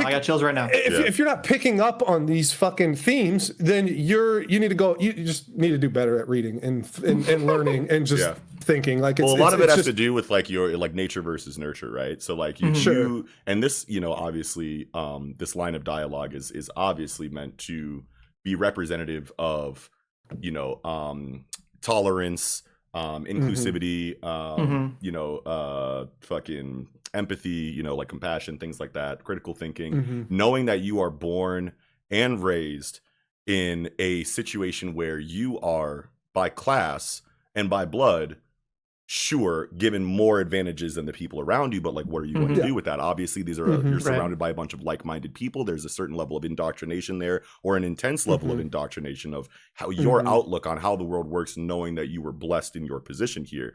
But, you know what I mean? Just like the conversation that we've been having, it goes back to, you know, a very famous conversation in comic book history of great power, great responsibility. And, absolutely. And when you have Abel's character here, who put it on for that, right? Yeah, go ahead, throw that on for the Uncle Ben quotes. Yeah, the Uncle Spoderman in the house. Yeah.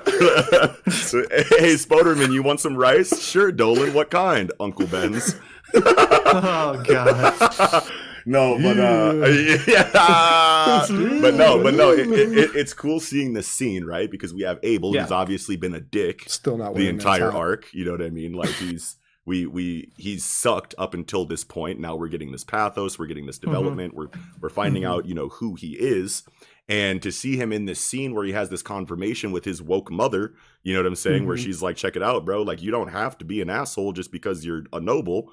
And he's like, bet, still became a dick, even though he had this conversation with her. And I feel like that's a great way to show the growth inside of Abel in this scene, because obviously this is this is a big growth catalyst inside of someone sacrificing themselves for you, the person that you kidnapped all of their friends and tortured them and tried to do the same thing to him, just whooped you and then was about to bounce and came back to see you fucked up and now wants to protect you. So yes, it would make you think of this scene with your mother trying to give you a life lesson that you ignored up until this point, and now you're seeing the real reason why she told you these things in the first place, because it comes from experience. You can't just be told these things. It takes a different kind of motherfucker to be talked out of indoctrination.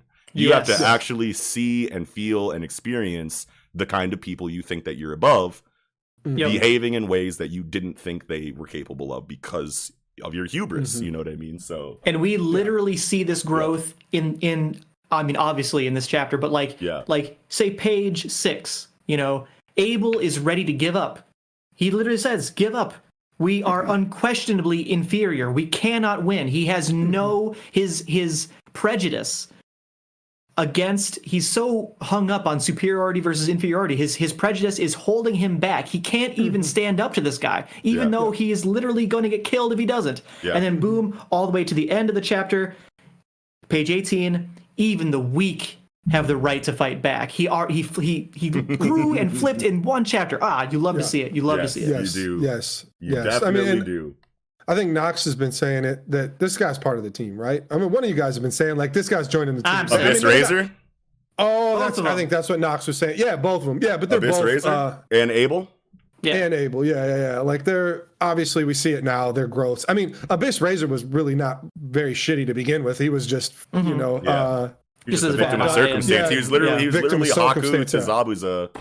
You know what I'm saying? Like, it feels like that, at least in these last couple chapters, like seeing like what their roles were and getting fleshed, their relationship fleshed out. It definitely does feel like this person took me in when I didn't think I was shit.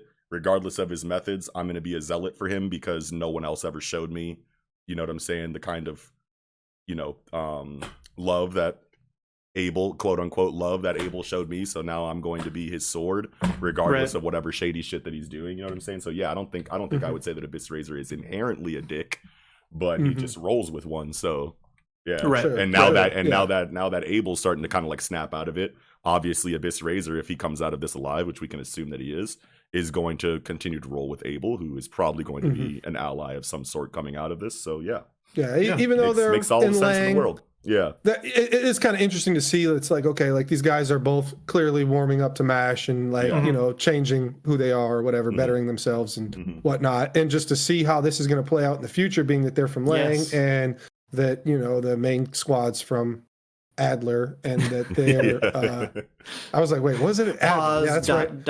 Adler. Adler, that's the one.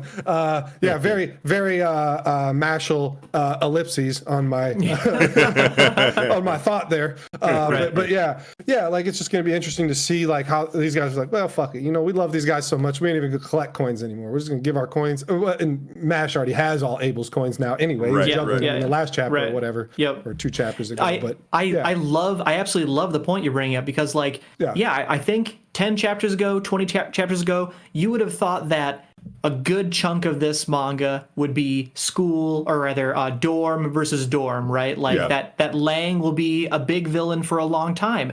And I feel like, especially because the M.A.N.G.A lupus is basically the top tier of Lang dorm, basically MASH is converting the entirety of Lang dorm, right? Like it's almost as if the conflict between the dorms after this arc is going to be non-existent, and boom, we're going to move into now that we have a literal person from Innocent Zero. Boom, now we can move away from the interdorm conflict into to a world level conflict, right? Like, that's a great point, and I think I'm here for that shit. Or it could be a situation, and of course I want that. That would be sick. I would support that no matter what. But or it could be a situation where, you know, like when people say like, if you can go back in time and kill Hitler, would you do it? And then people are like, yeah. And then, you know, you get like a cartoon or something showing what would happen, and then you kill Hitler and a worse dude takes his place. You know what I'm saying? Sure. It could be a situation where like someone is lurking, waiting to take Abel's spot in M.A.N.G.A lupus, who's actually a son of a bitch through and through and can't be removed. And now that Abel is kind of like defected, quote unquote, and like is now siding with protagonists from the rival dorm, now you can have the real M.A.N.G.A lupus or the real Lang dude come in and be like, Abel sucked. This is my shit now, and I'm like the douchebag drill instructor, substitute teacher. You know what I'm saying? That y'all got to deal with for this period. You know what I mean? That would be so wild to think that Innocent Zero has like a sleeper cell, like within fucking M.A.N.G.A lupus, that's gonna like pop out and be like, all right, I'm running shit now. I always had the power to do so, but I just like was subservient to you as a whatever, like just to info reasons or whatnot. I was biding my time. I was star screaming it. I was star screaming it. Waiting for my chance to stab Megatron in the back. You know, so it would be cool. That's a really good. I'd be here for either of those because I like what you guys were saying. Yeah, definitely. Well, and like what Nick's saying is like that expedites some of the story, right? Like you get farther within the story than maybe we foresaw us being at this time. Maybe not farther in the story, but deeper into the world.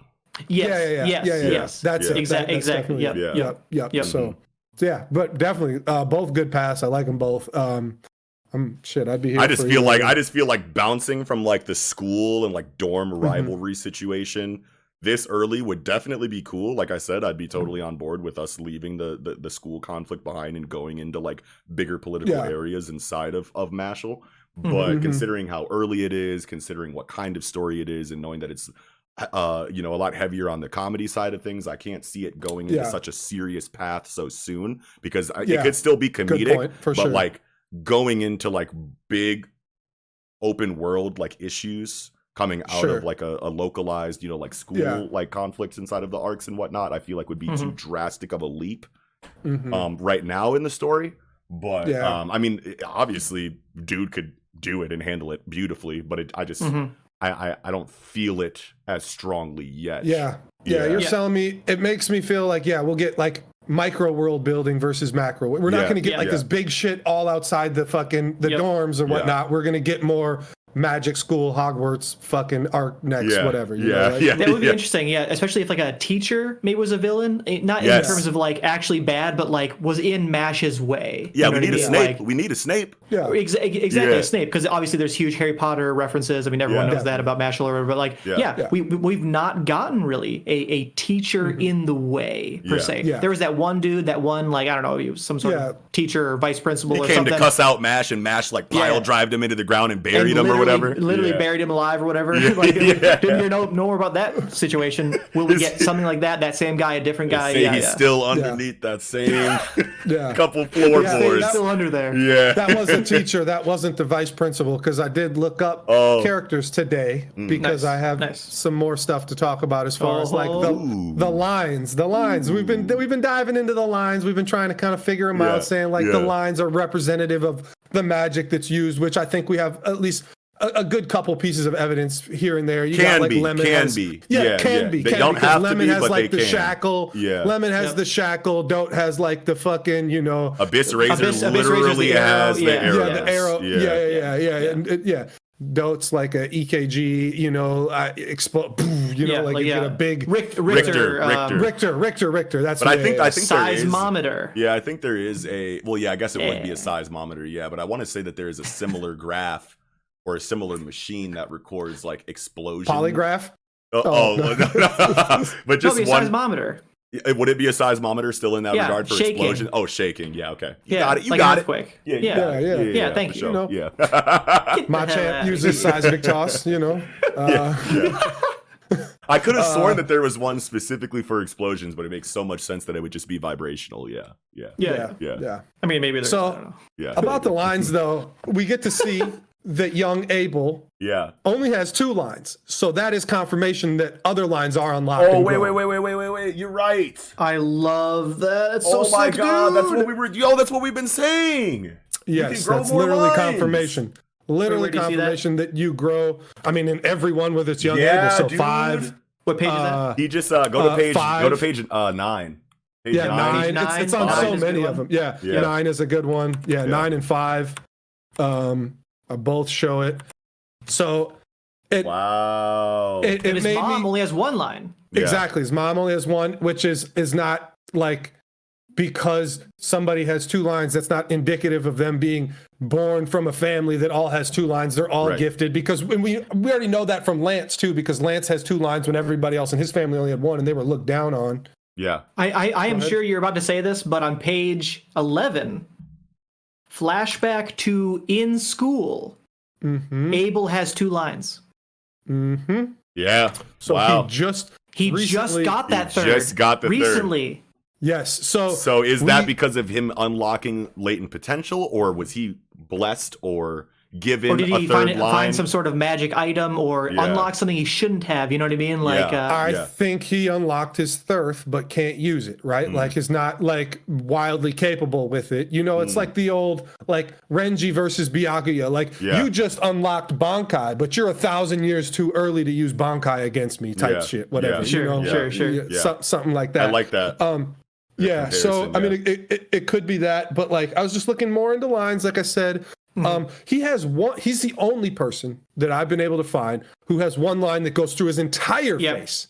his From the entire hairline, from the hairline all the way down through the eye. Yeah, and he gets one that meets the eyelid and then breaks off into the other 3 underneath the eyelid. So that could mean something too.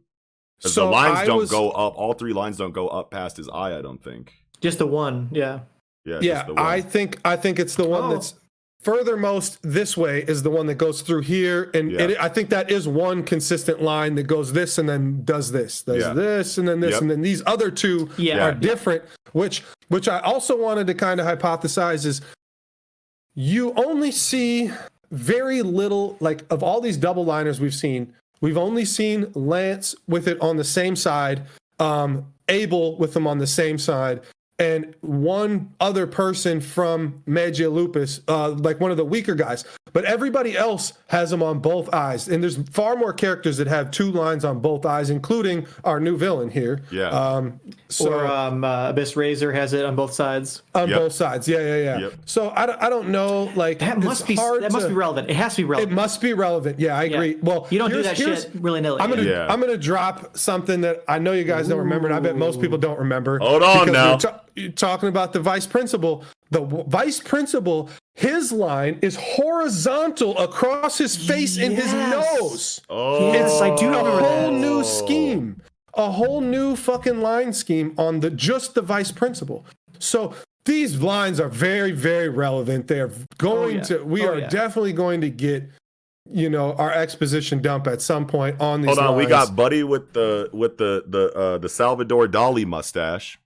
Farming Kragos. Yes, that's the vice That's principal. Who you're talking about. Kragos. That's who you're talking about. Who's got that Iruka scar, basically. Yeah, the scar, the line, like a Iruka scar across the face. Yeah. Wow.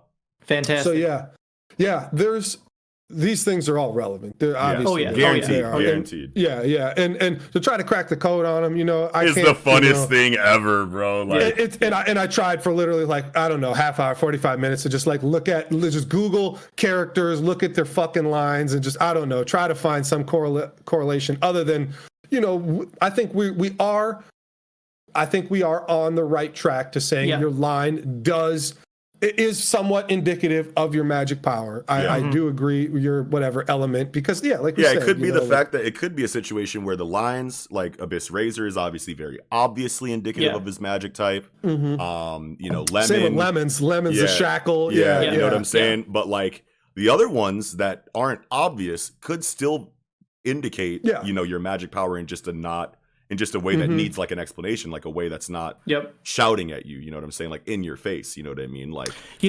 Dotes is kind of horizontal. It starts from his eye, but then it goes to the side towards his ear. That's pretty interesting. Yeah. I really want to know about it, I just really want to crack this code before we get the exposition done. I feel like the exposition is going to make it so obvious too of like what it is. I'm going to try. The answer is there. We're going to crack it first. I think we're going to crack it first. Because the answer is there. The answer the answer is already in the lore that we have. Like in the art that we have, like we could probably do a combination of like things we see visually and things we've heard before. If we really wanted to like fine-tooth comb this series and like find that correlation, I'm sure that it'll be a situation where we find out once we do get the exposition that the answer was always there. So if we find that out beforehand, that'll be drastic. And I forgot about Lance too. His 2 lines are straight down for gravity. Straight down for gravity.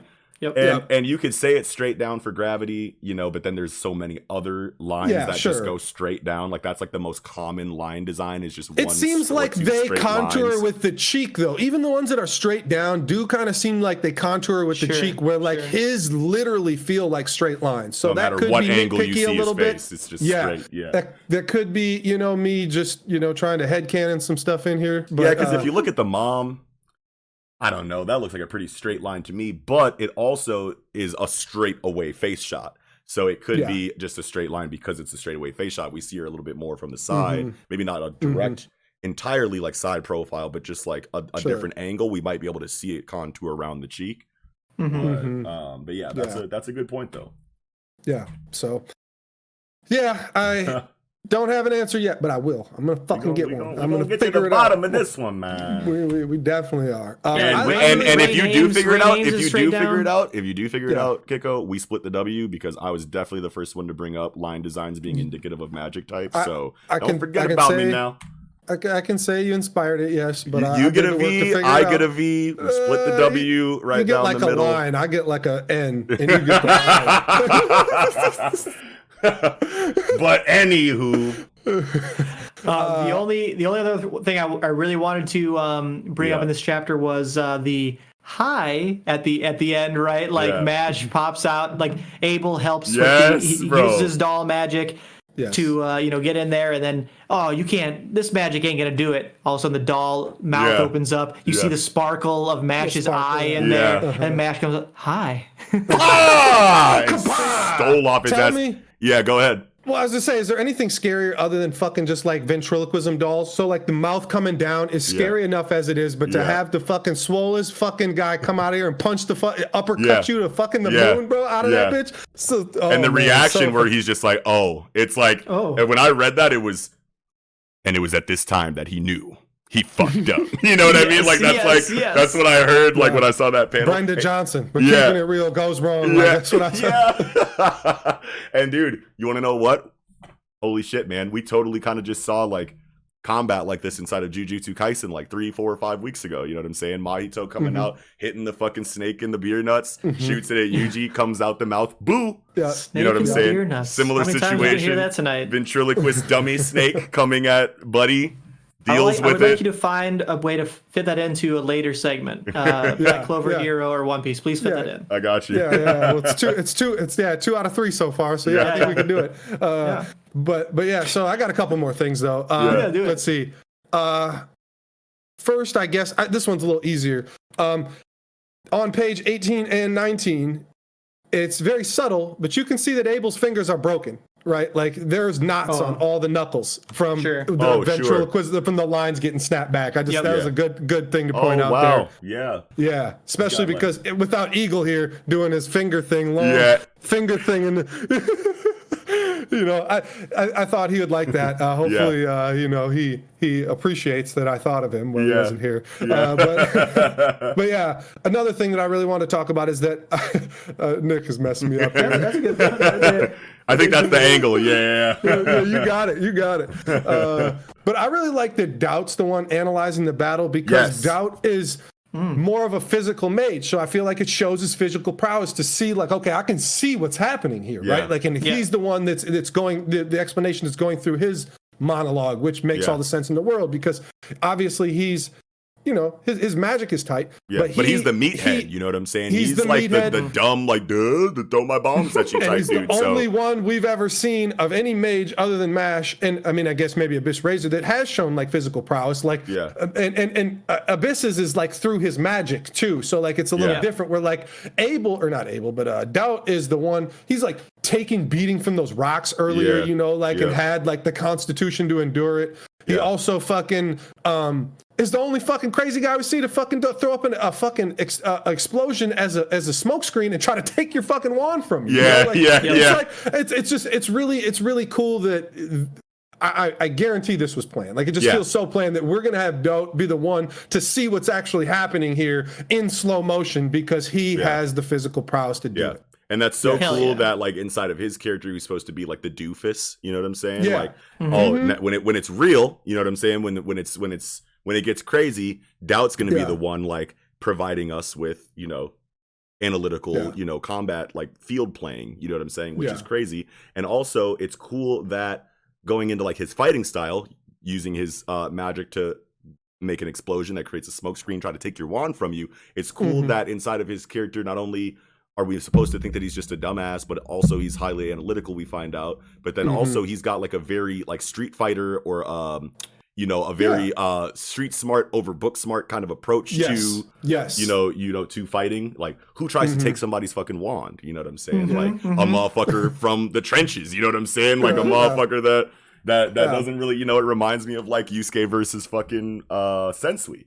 Wrap the fucking shirt around the fucking hand, pow, pow, pow. It's like little like shit like that. Yeah. You know what I mean? That really drives Great home that point. like delinquent, vibe of the character. Every combat story's got to have a fucking delinquent, archetype like character to some degree. You know what I'm saying? Especially inside of Shonen. So love it. Hell yeah. Here for it. Yeah, that's what I got. I'm done. That's it for me. I think I'm good too. All right, getting into Black Clover, the big 270. We have Together is the title of this chapter. What do you guys think? I liked it. I will say I think it starts abruptly, right? It starts with Asta saying like, "I win," and Liba is just like, "Go." Yeah, I didn't think that was the win last chapter. I thought he like no. I didn't know it was going to end in like a I didn't do any damage to you, but like I have the sword pointed to your neck, so the fight is over. I didn't think it was going to be that kind of conclusion. Right. Yeah. So it was. So that was jarring. Like that was jarring. Bruise on his head. I didn't think it would look like a bruise on Liebe's head. Like it's not a fucking. I didn't think that connected. You got death thrust. I mean, I assumed it connected, even though you don't get the panel of it actually connecting. Yeah. But like I assumed the death thrust panel hit him. But I just What do you mean? I thought he matrixed top that of page shit. 1, he got hit. Yeah, top of page 1, he's knocked on his ass. Yeah. Sure. Last chapter, I thought that chapter. he dodged it. We're talking about. I thought that he matrixed matrixed that shit. You know what I'm saying? Yeah, sure. Yeah. I was mostly taken off guard by the fact that Liba's a little bitch and he just like doesn't even fight back. Like he's already done. Really? One hit. He's a glass cannon. He's a glass cannon. That's fine. Yeah. Like I think, and this is something I say with One Piece a lot, right? Where people say like, oh, that battle was too quick, or like, oh, we didn't get enough of that. It's like we ain't got time for this shit, right? Yeah. Like obviously Tabata has a plan, and he's trying to take us to the conclusion of the story. So we don't want to spend 5 chapters of Asta and Liba fighting. You know what I mean? Let's just get it over with, right? You know how it's going to go anyway. Yeah. Asta's going to have. We're best friends now, and that's what we got, which I'd liked. I mean, so like I'm not super beat up over the fact that this fight ended abruptly, but I still at the very same time was taken aback by it. You know what I mean? Like it was jarring. It was jarring because like I was saying, like I definitely thought that attack didn't connect last time, and even though it clearly shows that he did kind of get him here, and like that's the end of the fight, I was like not like even after like learning the information that it did connect, it still seemed a little bit too quick for me. But I just rationalized it like he's just a glass cannon. That's all it takes. It's just like one hit. You know what I mean? Which is fine. And I think it's cool how instantly, as soon as, because he doesn't even say like, yeah, you got me, or like I surrender, or like, yeah, you beat me. Like the shackles just come up. Does it sense intent? Can it sense that? Can it sense this is that, definitely like a lost? Yeah, sorry to cut you off, but I was gonna say like this is definitely like a stand ability type situation, right? Where like if you believe in your heart that you've lost, that means you've lost. You know what I mean? Like, and that's fine. That's fine. Like JoJo does that really well of like feeling and intent. Like the Nen knows, the stands know. You know what I mean? Like I think you can do that, and it seems like that's what it's trying to imply here. That like Liba didn't say anything to imply I surrender, but he surrendered in his heart. You know what I mean? Yeah.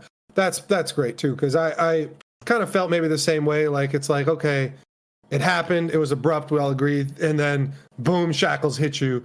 And there could be some, dialogue about it, but you know, we don't really need it. It's a very good explanation on your soul is defeated, or you're inwardly defeated. The mana can feel it, it can tell. Yeah. And that's I like that. Well, I was just gonna say the only other thing I was gonna say really is that I mean, just the shackling itself is fucked up, man. It's like you're shackled in the bowing position, 4 fucking shackles on you, forcing you to bow. Like it's like, bro, that's a next level shackling is fucked up to begin with. Like this is among the most fucked up shackling I've ever seen in my life. Like I was just I didn't even think about that. Whoa. That is so crazy. And knocked coming in so cold, like you will be able to make a contract with that devil. You know what I mean? Yeah. Of course, we don't know his name yet, and these two don't know the name yet or whatever. But like that devil from a position of total dominance, right? It's like, damn, son, like I thought we were just trying to get a new homie here, like, but no, okay, total dominance.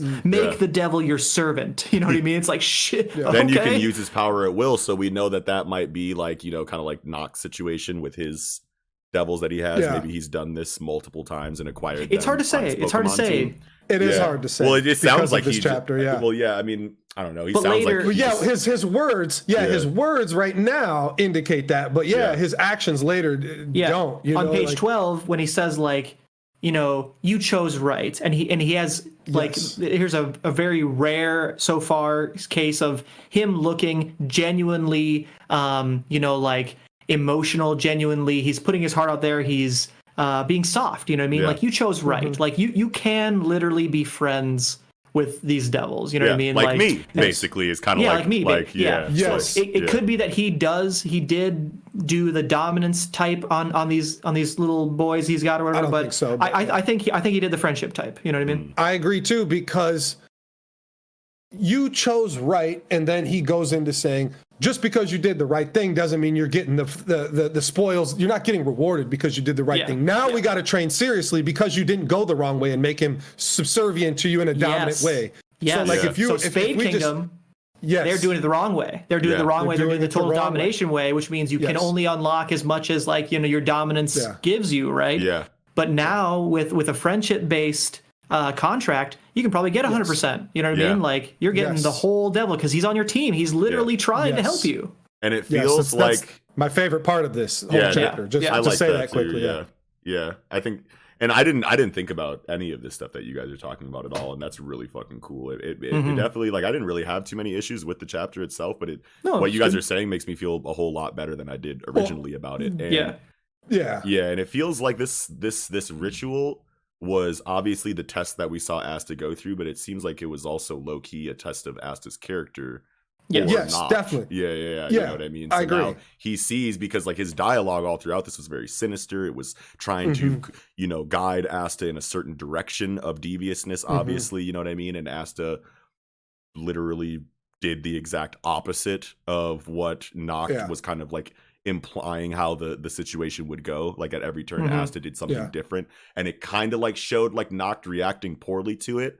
But like now we can see that this chapter kind of confirms that he was reacting positively to it and just didn't want to show it probably externally. Yeah. But I think that this was definitely like a, you fucking did it, kid. Like you, I tried to fuck you up, but you did it right anyway. You know what I mean? Like I fuck with you. You know what I mean? And maybe this is like showing like how giving us insight into like why Noct feels the way he does about Yami and like other people that like are outside of this idea of what he has. You know, his character test or measuring stick. Sure. You know, could be. It felt like, you know, the Genin 2 Bell test, right? Like, I'm going to purposely pit you against each other and, you know, give you the wrong information, and you're somehow supposed to figure out, you know, the real intent of the training exercise, you know, like, so, I like that. And I do have to say, because, I mean, at the end of last week, I was just like, I'm not on board, right? Like, and I, maybe a little bit of premature that chapter. Well, it's a little premature. It's because no matter what, at the end of the day, this chapter is very shonen tropey, right? Like, for the way that the whole exercise works, how quickly we, you know, okay, you're on our team now, boom. I was going to talk no jutsu and win you over, like the MC always does.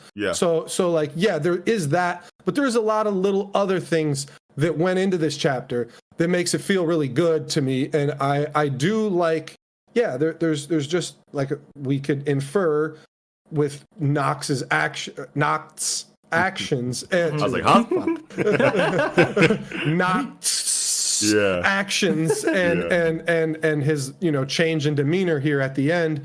That you can infer that this was the right way to go long term, not short term, even though he said, like, we need this short term now, we need you to get this big power up now, but since you didn't do it this way and you did it the right way, we're about to, you know, train you the right way now. And it feels good that there was that underlying, you know, theme, whatever, I guess, going on with this, and it wasn't just going to be like, okay, you got him, now you're good. Now let's go beat the bad guy next chapter. Spin to win. Spin to win. Yeah, exactly. Dude, exactly.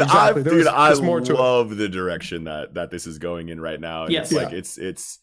It's so, it feels so good that like Tabata doesn't, because there was a point in time where I was like, dude, this motherfucker is literally crashing and burning right now, and like it felt that way for a while, and it felt so like bad, you know what I mean? Because it's like I love this series, you know what I mean, and and it's let me down a lot throughout my time reading it, even before we started the show, you know what I mean? But now like seeing it do these like things that, and I know that like Tabata obviously doesn't owe me anything or anything like that, but like just knowing how vitriolic I've been about like, you know, the story of Black Clover, you know what I mean, like on camera even, and like on the timeline and things like that, like seeing Tabata like do things like this when I like thought that he couldn't, and like actually like making me like care about the story again, it feels really good, and I just love like how huge of a W this is like for Tabata, like for me, you know what I mean, like personally, like when not that I'm anything special or anything, but I'm just saying, like, when I was reading this chapter, especially having Asta have so much dialogue and so much, you know, Shonen MC, pure of heart, like why don't we just be good guys? You know what I mean? Like this was a huge throwback to me to early Black Clover. I actually I really, really love Asta in this chapter. I think he just it was Asta again, you know what I mean? Like the Asta I'm used to, the Asta, I don't know, like not that he's changed over the series or that much or whatever, but like I don't know, like there's usually like annoying things surrounding good Asta moments that like take away from the good Asta moments. Yeah. For me anyway. Like pure but this Asta is just pure amazing Asta, how he should be. Yeah. Which is cool. I love Nox's like combat design that we have here in this like conquistador style, you know what I mean? Like I don't even know. Yeah. You look up Bloodborne. Oh, it's Bloodborne. It's Bloodborne. Which let me tie this in here, right? So like Tabata, look up Lady Maria, Bloodborne. Or the hunter armor in Bloodborne, right? So over the course of this year, you know, especially in this Devil arc, right? Like Tabata has been doing a lot of Berserk references, right? Yeah. So like a lot of these devils look like apostles. We got some of these like, oh my god, the world could end, flash forwards or whatever, right? And like there was like that scene with like the tree and all those people hanging from it, straight out of Berserk, right? Yeah. Bloodborne is straight out of Berserk, right? Bloodborne and Dark Souls, same game company, huge Berserk connections. I feel like this is like a second degree Berserk connection. Connecting via Bloodborne, you know what I mean? Like this is straight out of Bloodborne, and that means it's kind of straight out of Berserk, you know what I mean? So like no one in Berserk looks like this as far as I remember or whatever, but like it's all connected. So like to me, Tabata here is like we're going deeper into the dark, quote unquote fantasy, fantasy like Berserk, dark fantasy, Black Clover, which looking ahead to Roger's stream in a little over a week from now, he has Black Clover and Berserk in the first round against each other, right? So that's gonna be a big conversation. Tune in next week. Yeah. Holy shit. That is right. They're right next to each other. I'm glad. That's wild. I'm glad you have such a well thought out, like and tight. Very concise. Yeah, that was great. It's great because it's like to me, it's like to me, I see like Burmesians from Final Fantasy 9. You know, and also so. It's big Lucario vibes because this is the dog fucking yes. What was I trying to say? I said conquistador, but like that's so like not right.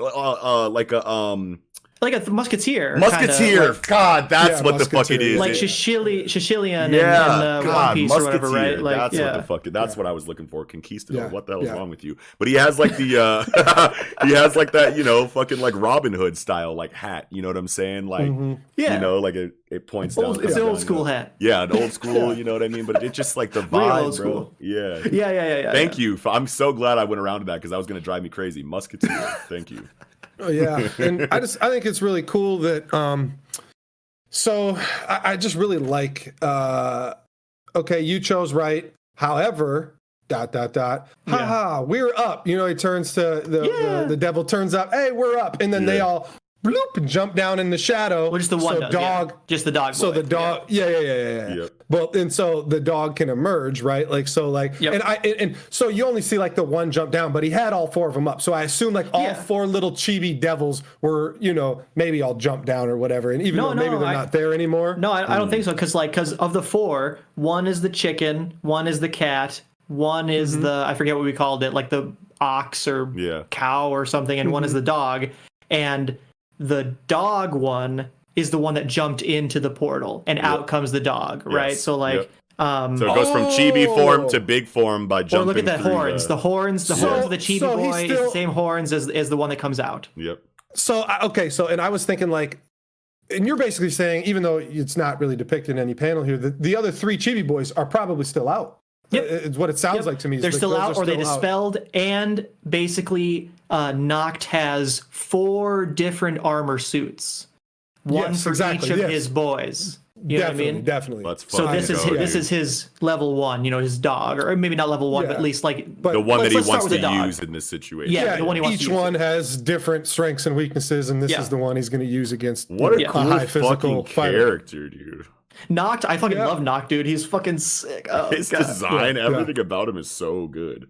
And I just have to say again, like the panel on page 12 of You Chose Right, I don't know. For some reason, his emotion here really shines through for me. Yeah. It really hits for me. Yeah. I don't know. Maybe because he's kind of been emotionless this entire story so far. Seems genuine. He seems like he's being facetious most of the time. It looks so genuine. Yeah, like I think a lot of it has to do with the fact that every time that we've seen him and the facial expressions that he makes, he's definitely very animated, like facial expression wise, despite him not having any eyes. Like Tabata does a lot to show us that he has like a wide range of like facial expressions that he makes despite that. Yeah. But whenever he seems to be in a good mood, he's like, it seems like he's being like facetious most of the time, or he's making fun of you or scolding you or talking down to you whenever he's got, a positive expression on, you know what I mean? Or, and whenever he's pissed, obviously we know, okay, he's angry right now, but right here, like he just looks genuinely like he feels whatever this emotion is, you know what I mean? He looks reassured. He looks sincere, like he's he's letting out a sigh of relief, like you passed. You know what I mean? Like, relieved. There it is. Boom. Yes. I definitely agree. I 1000% agree with you. I'll have to go back, another time, obviously not now, to compare, because I feel like we've seen him quote unquote smile before, right? Yeah. But I think if you go back and look, it will look insincere. So I 1000% agree with what you're saying right now, for sure. Yeah, that's what I'm saying. Yep. Mm-hmm. But yeah, all you're talking about with his expressions, I mean, there's a lot of them in this chapter because he's changing from like happy to whatever, happier looking to ominous, like more ominous genuine. Looking. Yeah. So, and I really think the story is told all through his expressions here because, he's like, well done. The preparations for the devil binding ritual are now complete. Blah, blah, blah, like make him obey you. Page 7, that smile insincere. Yeah. He's just chilling. That's a chilling smile. He's like, I'm just here. Yeah. And so that's let's see. He gives that like, you have to obey me dialogue, whatever, all this, really fucked up type of shit, really with that. And then Asta says, "Be my friend," and N.A.G.A is smiling here, even though you would think his expression would change.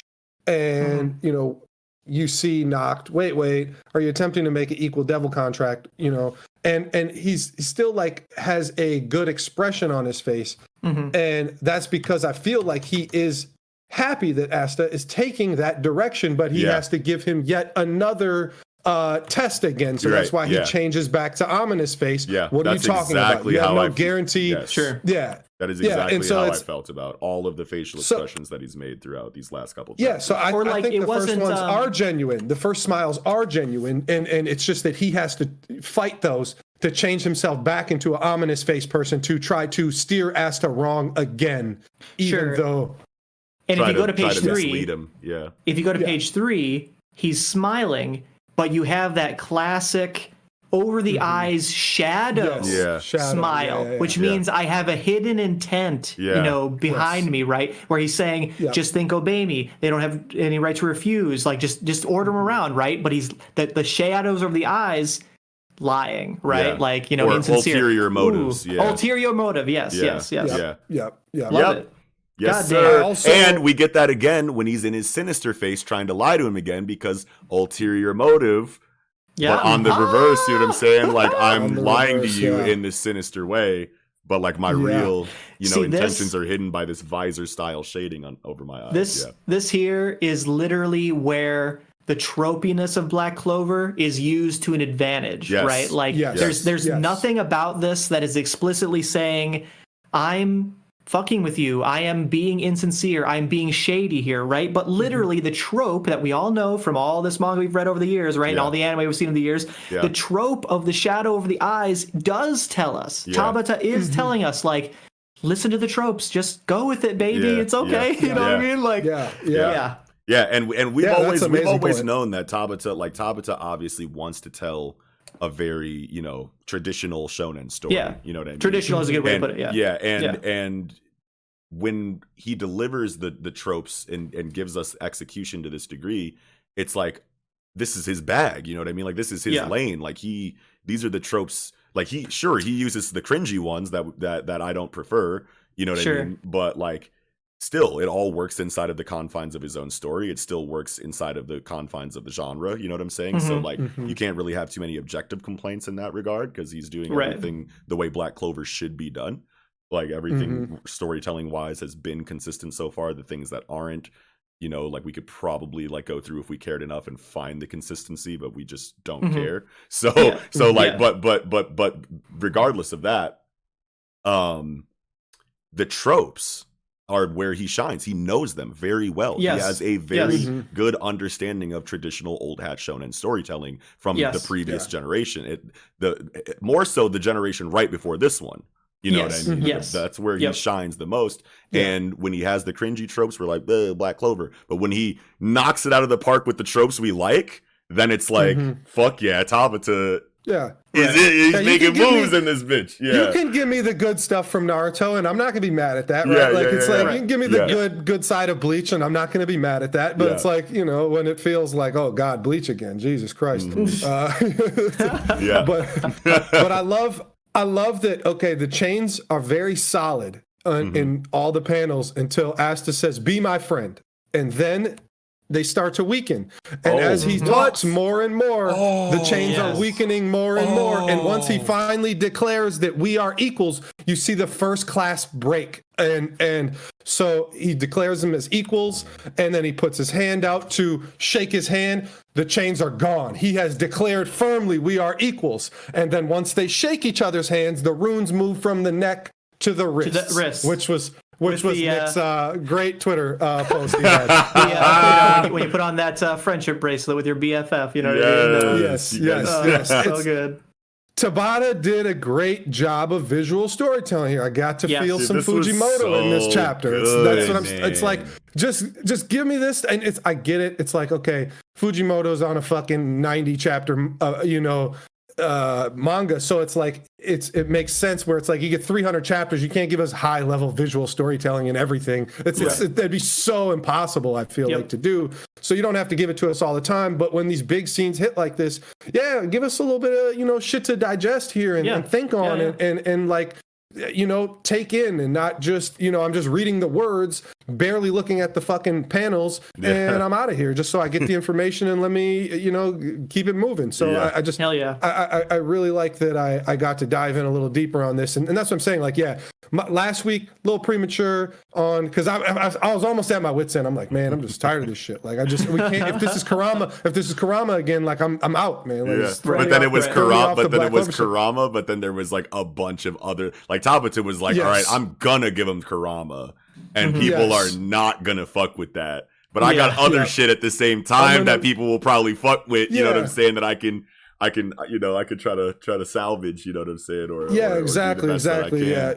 with the situation. Because I don't know how Japanese trope and make it his own. I don't know how Japanese like readers even feel about this kind of stuff. You know what I mean? Sure. It's like, do they not want to see another Kurama situation too? Are they like making the same kind of complaints as like people in American anime Twitter? You know what I'm saying? Like I don't know. Sure. I don't know, but I guess you could go off the sales, but like we said before, I'm not trying to like base my opinion off sales, so I'm not looking at the sales. You know what I mean? Occasionally you see posts of like, here's the ranking or whatever, and I'm not looking for those rankings. You know what I mean? So like, you could base it off the sales, I guess, but like, I don't know. Well, Black Clover is doing good enough on sales, but it's towards the bottom a lot of the time in like looking at some, and obviously like Kimetsu doesn't count because that's through the roof right now for backlogs and other things. And One Piece is always at the top, but like Jujutsu Kaisen is blowing up big time. Obviously the anime has something to do with that.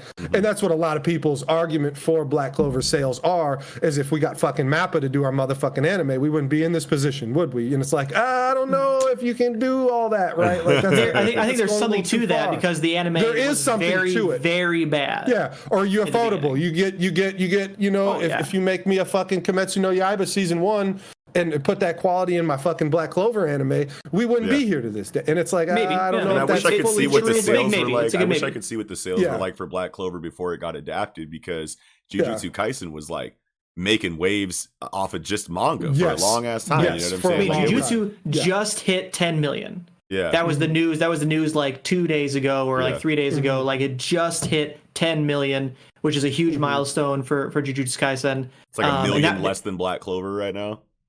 I don't know the numbers or whatever. That's what I was seeing. I saw that, but I'm just saying that like the anime, you can't explain that with the anime, right? 5 million people didn't go out and buy manga in Japan just because the anime hit. You know what I mean? Right, like that's not what happened, right? It already had those numbers, and it just put over the 10 million mark. Or whatever. So like, I don't know. Yeah. I see what you're saying for sure. That makes a lot of sense. Yeah. Back to Black Clover. I got one. I got one more point to the end, but you go, Kiko. Well, the only thing is, mine's really quick, is that the word precedent was used, right? And precedent, for me, most commonly, I see it, is in a court of law. So, like, when I thought of this, I was just like, Asta's contract set a precedent that Ignacio will now have to review in all other devil custody cases. This is how it's going to go. But that's just, we've got the Black Clover court. We have a custody battle here. Let's see what I did there. Yeah, I like that. I was like, where's he going with this? So what I was going to say is, court, I love going to court. Yeah, hooray. Yeah, I know. What I was going to say is kind of a future thinking question for y'all. Yeah. So at the end of the chapter, we got Knocked saying like, your training begins now. Set aside the fact that they only have 3 days or 2 days to train or whatever, which it bothers me that you can possibly level up in this short amount of time. I think the level up is the contract with Libe and Asta being friends and not like dominant. And I think this training is just get used to this level of power over the next 3 days. Yeah. And I guess I was kind of hinting at like the rest of all the characters in the series were just told like, you got 3 days to do it. But setting that aside, Noct is saying your training begins now in earnest. And he just threw on this sick armor, this devil armor, we could call it, devil outfit or whatever, right? Like do we think that Asta is going to get a devil outfit through Liebe, or is their version of fighting like a tag team? I guess the only reason Liebe is out is because of the contract ritual, right? Like he can't normally be out in the world, right? So like Is Asta going to get some sick new armor? Because that'd be tight as hell. I mean, if it's wrong, cool. I think the answer is both. Yeah, because I mean, like obviously, if Noct is saying this is the same way that I formed my contract with my devils, you know what I mean? Because if that's what this chapter is confirming when he says you chose right, like this is how I did it. Yeah, his devils get to kick it on his shoulder, get to fucking like and he's used them where they all grabbed a different like captain. You know, like he still can use them. They just take on a different form than the like pure devil form. You know, so I think both. You know, like he's gonna get a. He's gonna get a Libe coat armor. Yeah, he's gonna get his full berserker armor. Yeah, dude, if he looks like fucking Guts in Berserk, that's just that'd be crazy. That's gonna be crazy. Additional, like, Tabata just wants to be Miura, you know what I mean? Like, the internet is not gonna fuck with that though. Like at all, like anime Twitter is not going to fuck with Berserker Armor so Black. High rated, and Black Clover is commonly not rated. Well, I mean, no. Just because not rated. Anime Twitter has been clowning Black Clover for weeks because of this Kurama and Libe situation.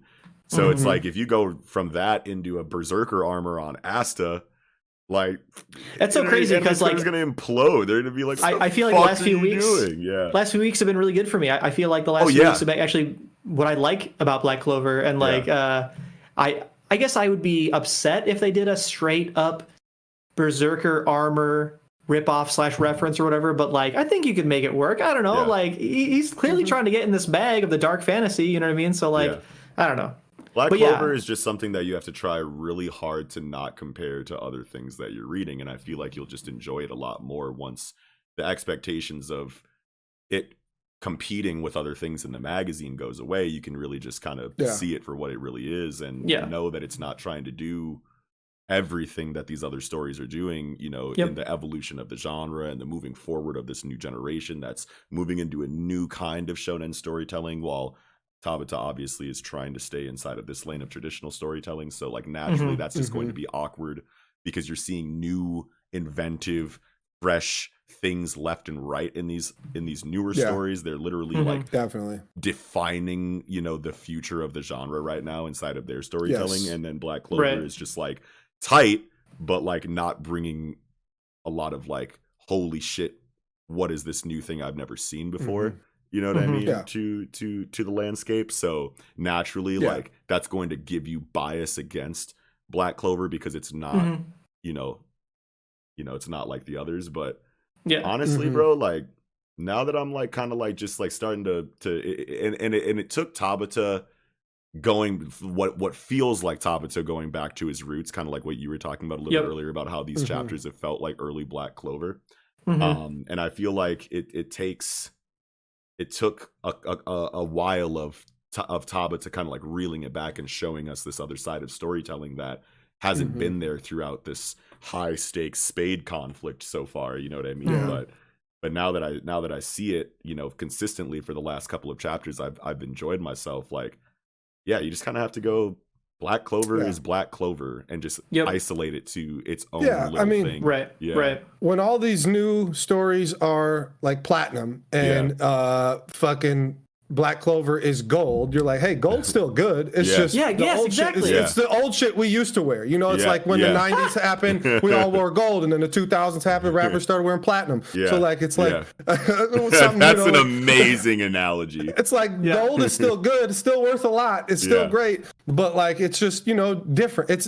You know you're reading something that's, especially like coming from us, like we're older, like we read all the other, you know, like these previous shonen stories, and like we know why it's so similar to a Naruto and whatnot, and it like makes all the sense in the world that when we see these new stories doing new things, you know, it's easy for us to just be like, I like what the new stories are doing. I like what the new stories are doing. You know, because it's new. Like, you're doing new stuff. I haven't seen this before. This is refreshing. Holy shit! And then you come back and you go to Black Clover for Black Clover stuff. You know what I mean? Like it's literally its own island of just like it's telling a very fun shonen story. You know what I mean? It's not trying to change the game, so we should stop expecting it to. I feel like at this point. Yeah. That's all I had, though. I'm good. Great chapter for Black Clover. Yes. And I don't want to say it like that, right? Like, It was a good chapter. I honestly liked it. Legitimately great chapter, no matter what story it's coming from. Yeah. Hell yeah, man.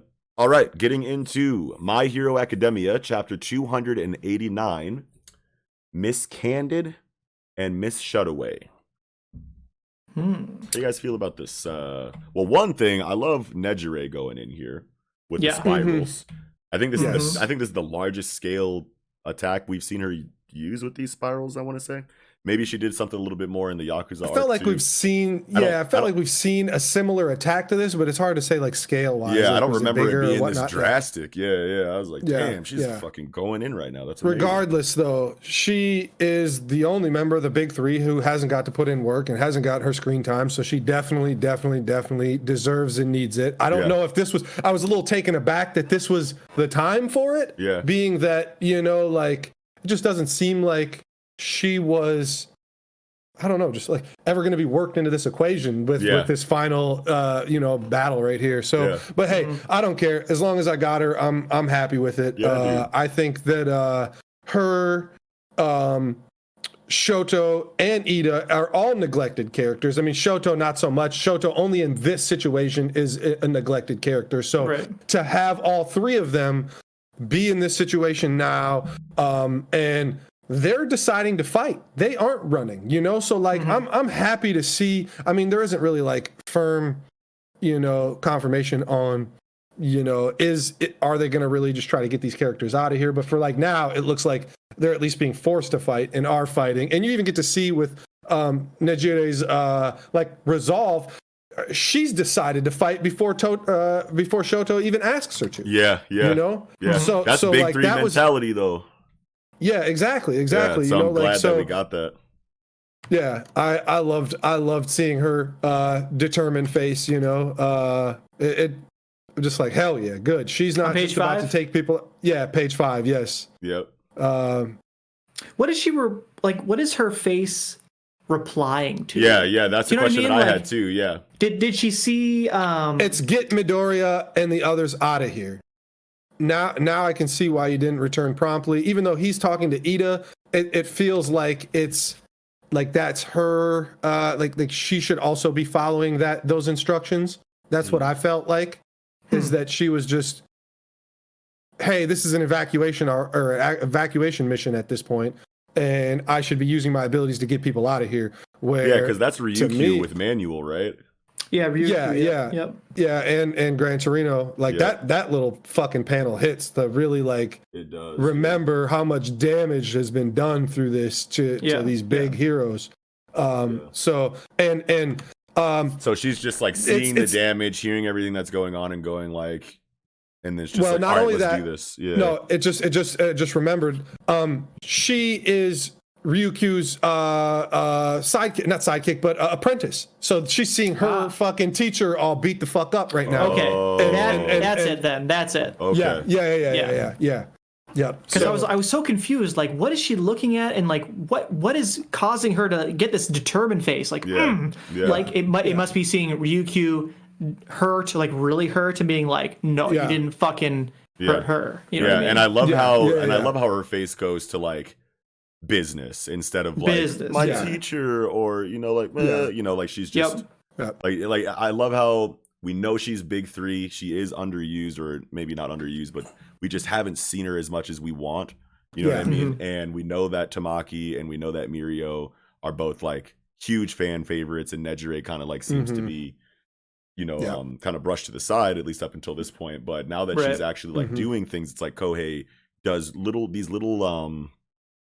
these little things in their character that remind you of their experience here. You know what I'm saying? Because it's like, if this is like class 1A, he might be more inclined to put like a mental or psychological like duress reaction, to some degree, like shit, man, like a tear, like a shaking lip, or something like that. But but she's big three. She's been in it. She's done a lot of work. She's got fucking missions under her belt. It makes all the sense in the world for her to be resolved like this. And kind of going back to what I was saying, like it felt like she was a little bit out of place here. I mean, not with Ryukyu. Like that makes all the sense in the world. Like why now, Horikoshi is going to have Nejire here.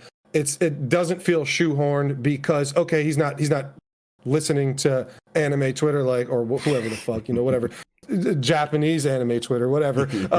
But people complaining like, hey, we haven't seen Nejire, so like, why haven't you, like, why is she on the back burner when we got so much from Mirio and fucking Tamaki so far? Like, it's not fair, but like, okay, so I'm going to shoehorn her in this situation. That's not at all what happened. Like, close to that. No, exactly. This is very intended with good purpose behind it. So yeah, I'm happy that she is here. I mean, I was happy that she was here before I even realized that, honestly. Because I was just like, I really want to see more from her character, and I felt like she's been on the back burner. So however we're getting in here is good for man. Definitely. How do you guys feel about this Toga and Ochako fight? That was okay. Yeah, it's good. It's good. I mean, the big thing for me that I was just like, thank God, thank you, Horikoshi, that she has to be deeply in love with them to steal their quirk. Not fucking just willy-nilly eat anybody's blood and steal all the quirks in the world and could just start fucking throwing out fucking decay and throwing out fucking, a permeation. I'm gonna jump into the wall. Like, it's like, no, that's broken and dumb. But like, this makes all the sense in the world. Why? And it's like, sometimes you gotta just hold your complaints for a couple chapters and like let shit pan out, like, because it's like sometimes couple chapters has been more than couple, but yes, I agree. I agree with what you're saying. It's like I've virtually been caught with my pants down like 2 segments in a row here because it's like I was yelling about Black Clover last week and I was mad, like how this Toga situation was, but it's like no, just give it some time. These authors know what they're doing. Yes, they'll get you where you need to go, and it's like I need to start. I know a lot of these authors don't deserve like the Oda treatment, right? It's like Oda earned his spot for you to just be like, okay, I'm just gonna wait what's going on here. Yeah, I'm gonna wait and see, But it's like for us as critics, it's like sometimes we want to jump down the throat of these authors. Like, no, this makes no sense. It's like, well, of course it doesn't make any sense because it's like 3 chapters from now it's gonna make sense. Yeah. Let shit pan out. Like, it's a brand new concept we know nothing about. Yes. Let's wait to see how this gets fleshed out, maybe. But I don't know. I feel like my bad. I was just gonna say like the fight is cool. I love seeing Ochako do anything. I love Toga's characters, so whenever they're on screen, I'm happy. But this confrontation, unless it's planting, a seed or further building up a slow, gradual, like true full power 1v1 confrontation between Ochako and Toga later in the series, which I'm sure we'll get. So maybe this was just like, a breadcrumb for that to some degree. Yeah. But it feels like this fight feels so out of place to me amidst everything that's happening, just based on its scale in comparison to all the other conflicts that we've seen, right? So like this seemed very tame compared to like the rest of the tension, in all of the conflicts we've seen in the arc so far. So that was kind of it was kind of a jarring fight in that regard. That's where I didn't really enjoy the fight that much. I enjoyed the dialogue. You know what I mean? And for sure. Where Toga's really trying to get in here and pick Ochako's brain, you know what I mean? And about like what do you feel about liking people? What do you feel about what would you do for someone if you really like them, you know what I mean? And it culminates, I mean, like, fight's cool, like, 0 satellites, this ability of Ochako, that's tight as hell. Great use of her ability. But like really I think the culmination is like page 14. Ochako has just said on page 13, like, if you're going to live and do as you please and threaten people, you're going to have to do the consequences, you know what I mean? And Toga's crying, you know what I mean? Toga is tearing up. Thought so. I came here. She came here to, like, try and pour her heart out to Ochako. And Ochako's like, no, bitch, you gotta be, you can't be doing this, right? And she is hurt, I guess, you know what I mean? Like, yes, I don't think I fully understand the message that is being portrayed by this conversation, but clearly it's deeper than surface level, It's that Ochako is a hero, right? And that Toga is on this fucking fence of, aren't heroes supposed to just save anybody no matter what their moral standing is? You guys killed fucking twice, and like I just basically from this hero that I admire and love want to hear from your words that I'm not going to get redemption, or I'm not going to, you're still gonna fucking basically throw me under the villain bus, right? Like, you're not gonna try to save me. Thought so, exactly. This is the type of shit I expected you to say. Yeah, wow, I wanted you to say, I care about everybody regardless of their standpoint, and I'm going to try to save you. Like, that's what I took from it. Like, she wanted Toga Toga wanted Ochako to say, regardless of how you got here, you're clearly fucked up. These are probably some problems that are like out of your scope of control, so I'm going to empathize and try to save you. But no, you have to deal with the consequences. Like, Thought so. Yeah. That makes total sense because Toga is pouring her heart out here. You know what I mean? Saying some deep shit for her. You know what I mean? Like I literally like this is how I feel. Like I can't lie about how I feel. You know what I mean? I can bottle it up. It just gets worse. And she is confiding in Ochako. You know what I mean? She's almost being like, help me.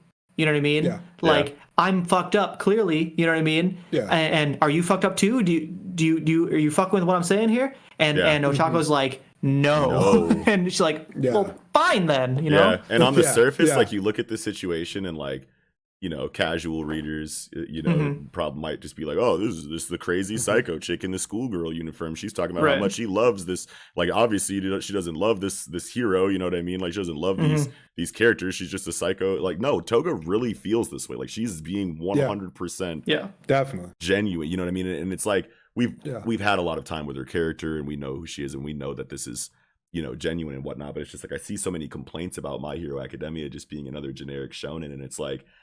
On the surface, like, it probably looks that way. You know, you got the psycho cute chick, you know, that stabs you, drinks your blood. You know what I'm saying? You got like, but these characters are so much deeper than what their character designs might say, and even like what like their initial characterizations might have implied. It's not until you get to like this point in the story and you're following so much like profound development and progression inside of these characters that it's like, if you don't go into this with you know, with the intent to like really like experience this story the way that it's supposed to, then a lot of this should probably go right over your fucking head, dude.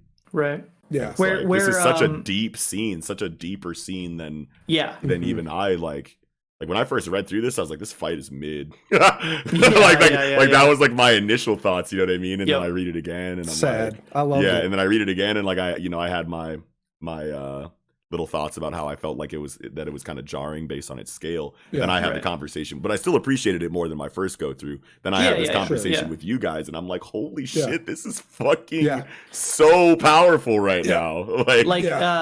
Page 12, right? Yeah. Ochako, as she's about to obliterate Toga with her zero satellites ability, she says, I have shut those feelings away, you know? And this is in reference to Toga saying, like, you like Midoriya. I like Midoriya, right? Like, you know, like, but Ochako is like, I've shut those feelings away. And Toga responds immediately, exactly, right? Like, and I tried that. I held it in, but it's too much. It just grows inside. And so I'm wondering, is this a meta commentary on Ochako's feelings for Deku, right? Is Ochako's trying to keep it on the DL. She's trying to let Deku be his own guy and grow, but will she be able to hold it in any longer after this? You know what I mean? Like, will she hold it in? Yeah, you know what I mean? What did you say? Death flag?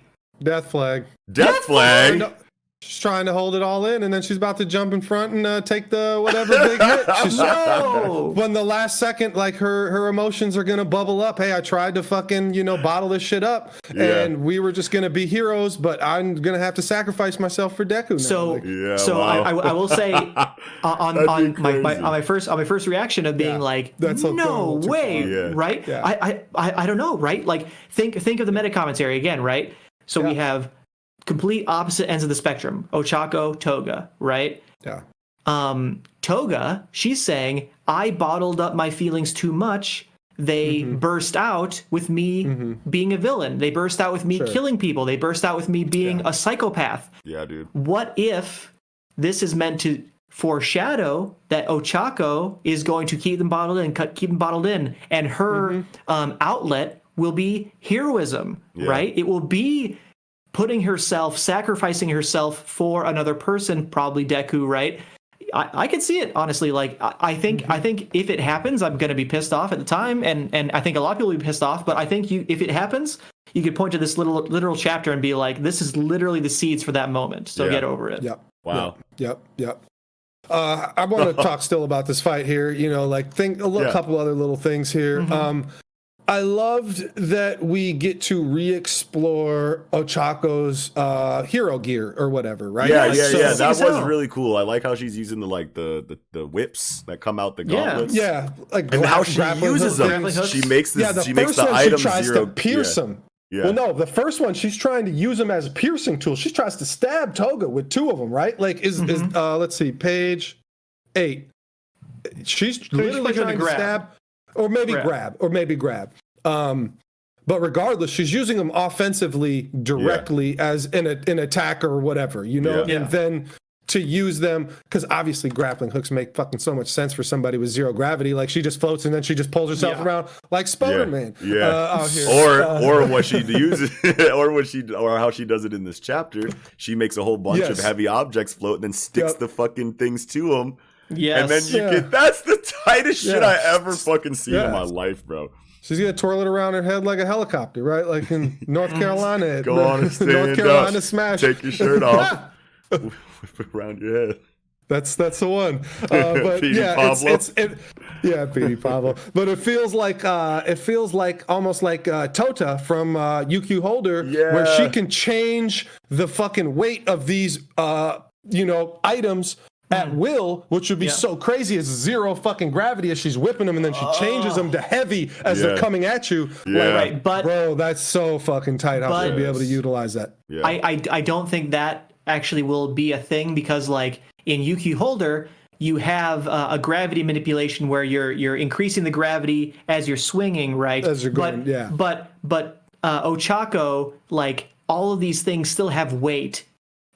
In zero gravity, right? Like sure. She's not. So she can just weight. hit you in zero gravity and it'll still be the same. And it's So it doesn't make any sense if her ability is removing mass from things, right? If you have no mass, you have no gravity, right? There's no connection to the gravity, right? So like the things still have mass, they still have weight, but they have no gravity. And so she can use them as weapons. Otherwise, it makes no sense, because if an object has no weight, then it doesn't force hurt when it runs is mass into times acceleration. Yeah. So like it needs mass to have force. You know what I mean? So like that's not how her ability would work. I think. I mean.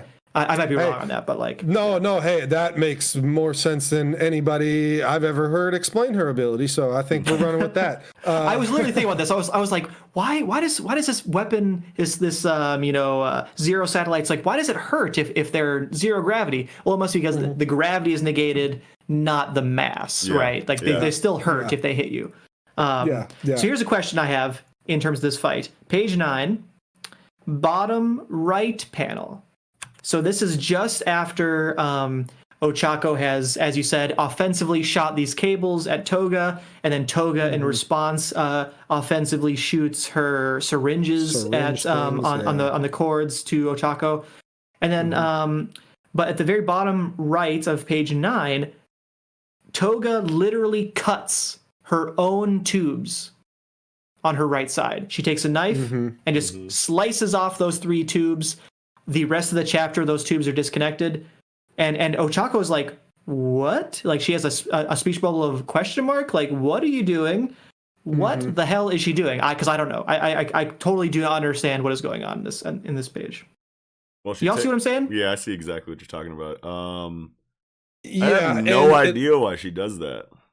Well, and it leads up to the panel you're starting with, where she's staring at her knife as she cuts it, basically, in the double ellipses or whatever. Yep. And then Ochako's got the question mark, and then Toga looks on the ground. That's when she picks up the All Might doll that Deku gave her.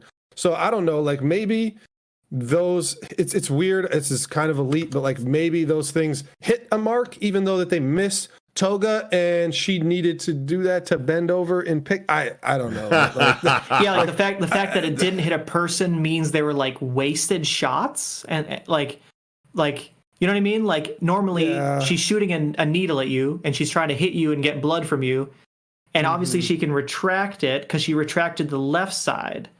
You can see that on the next page, page 10. The left side is fully retracted with the needles and everything. So it's like, is it because her needles hit a non-human target that they now become useless in some way? I don't understand, but I don't know. She literally cut her own shit with her knife. I didn't even notice that she cut her those the first time that I read this chapter. I think if you look page 8, so Toga, or even before, Ochako throws the 2 grappling hook things or whatever out of the left hand.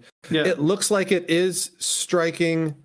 Well, I guess that would be the right side of. No, it's her left. It's her left side. So, or sorry, right side. It's the side Toga cuts. So. Oh yeah, it is the same side. Yeah. Maybe Ochako broke it.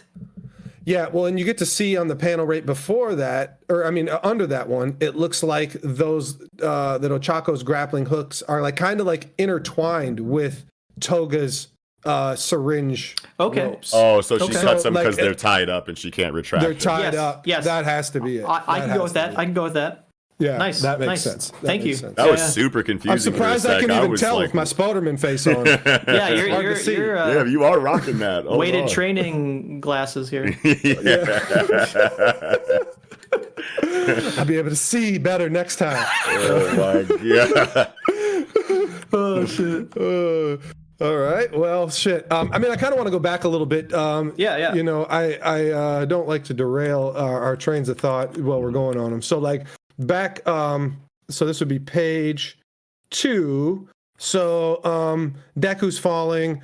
Shoto catches Deku basically with his back because he's holding Endeavor, and Bakugo with his other hands, and they all kind of like, break their falls as they all go to the ground and smash together. Like, Shoto's panic when looking at all 3 of them, like, I have to administer fucking first aid to all 3 of these fucks. Like, who do I even start with? And it was kind of funny within this where it's Bakugo ! Midoriya ! Endeavor ellipses. I don't know about fuck that. That's hilarious. Fine. Yeah. Like, it's just hilarious that they're like, I felt so much tension and panic in that panel until I look and I'm like, Endeavor just gets an ellipses. Yeah. Fuck him. We ain't healing him. He's a bitch. Like, don't forget, Shoto's still not fully on board with this guy. Yeah. Oh yeah, I love that. And then Shigaraki's on his love list from fucking Wild Wild West, and a big spider fucking vibes, coming through. Obviously, there's not really like that connection isn't going to be drawn by Horikoshi, but like it's that's what you thought. Well, no, I'm just being that. Yes. That's what I felt, and being that this is the Western influenced manga of basically of ever. That's why I'm rocking the Spoderman for the entire time, even though it's hot and I don't like it. But I'm just like, these Western influences, obviously they're all over the place in Hero. Let's stretch a little bit and go Wild Wild West with fucking Will Smith and shit, but obviously that's not the case. That's good. I do think it interesting to comment on that. Like, All For One is saying, retreat, dude. Like, you have to retreat, and Shigaraki's like, you can't tell me what to do.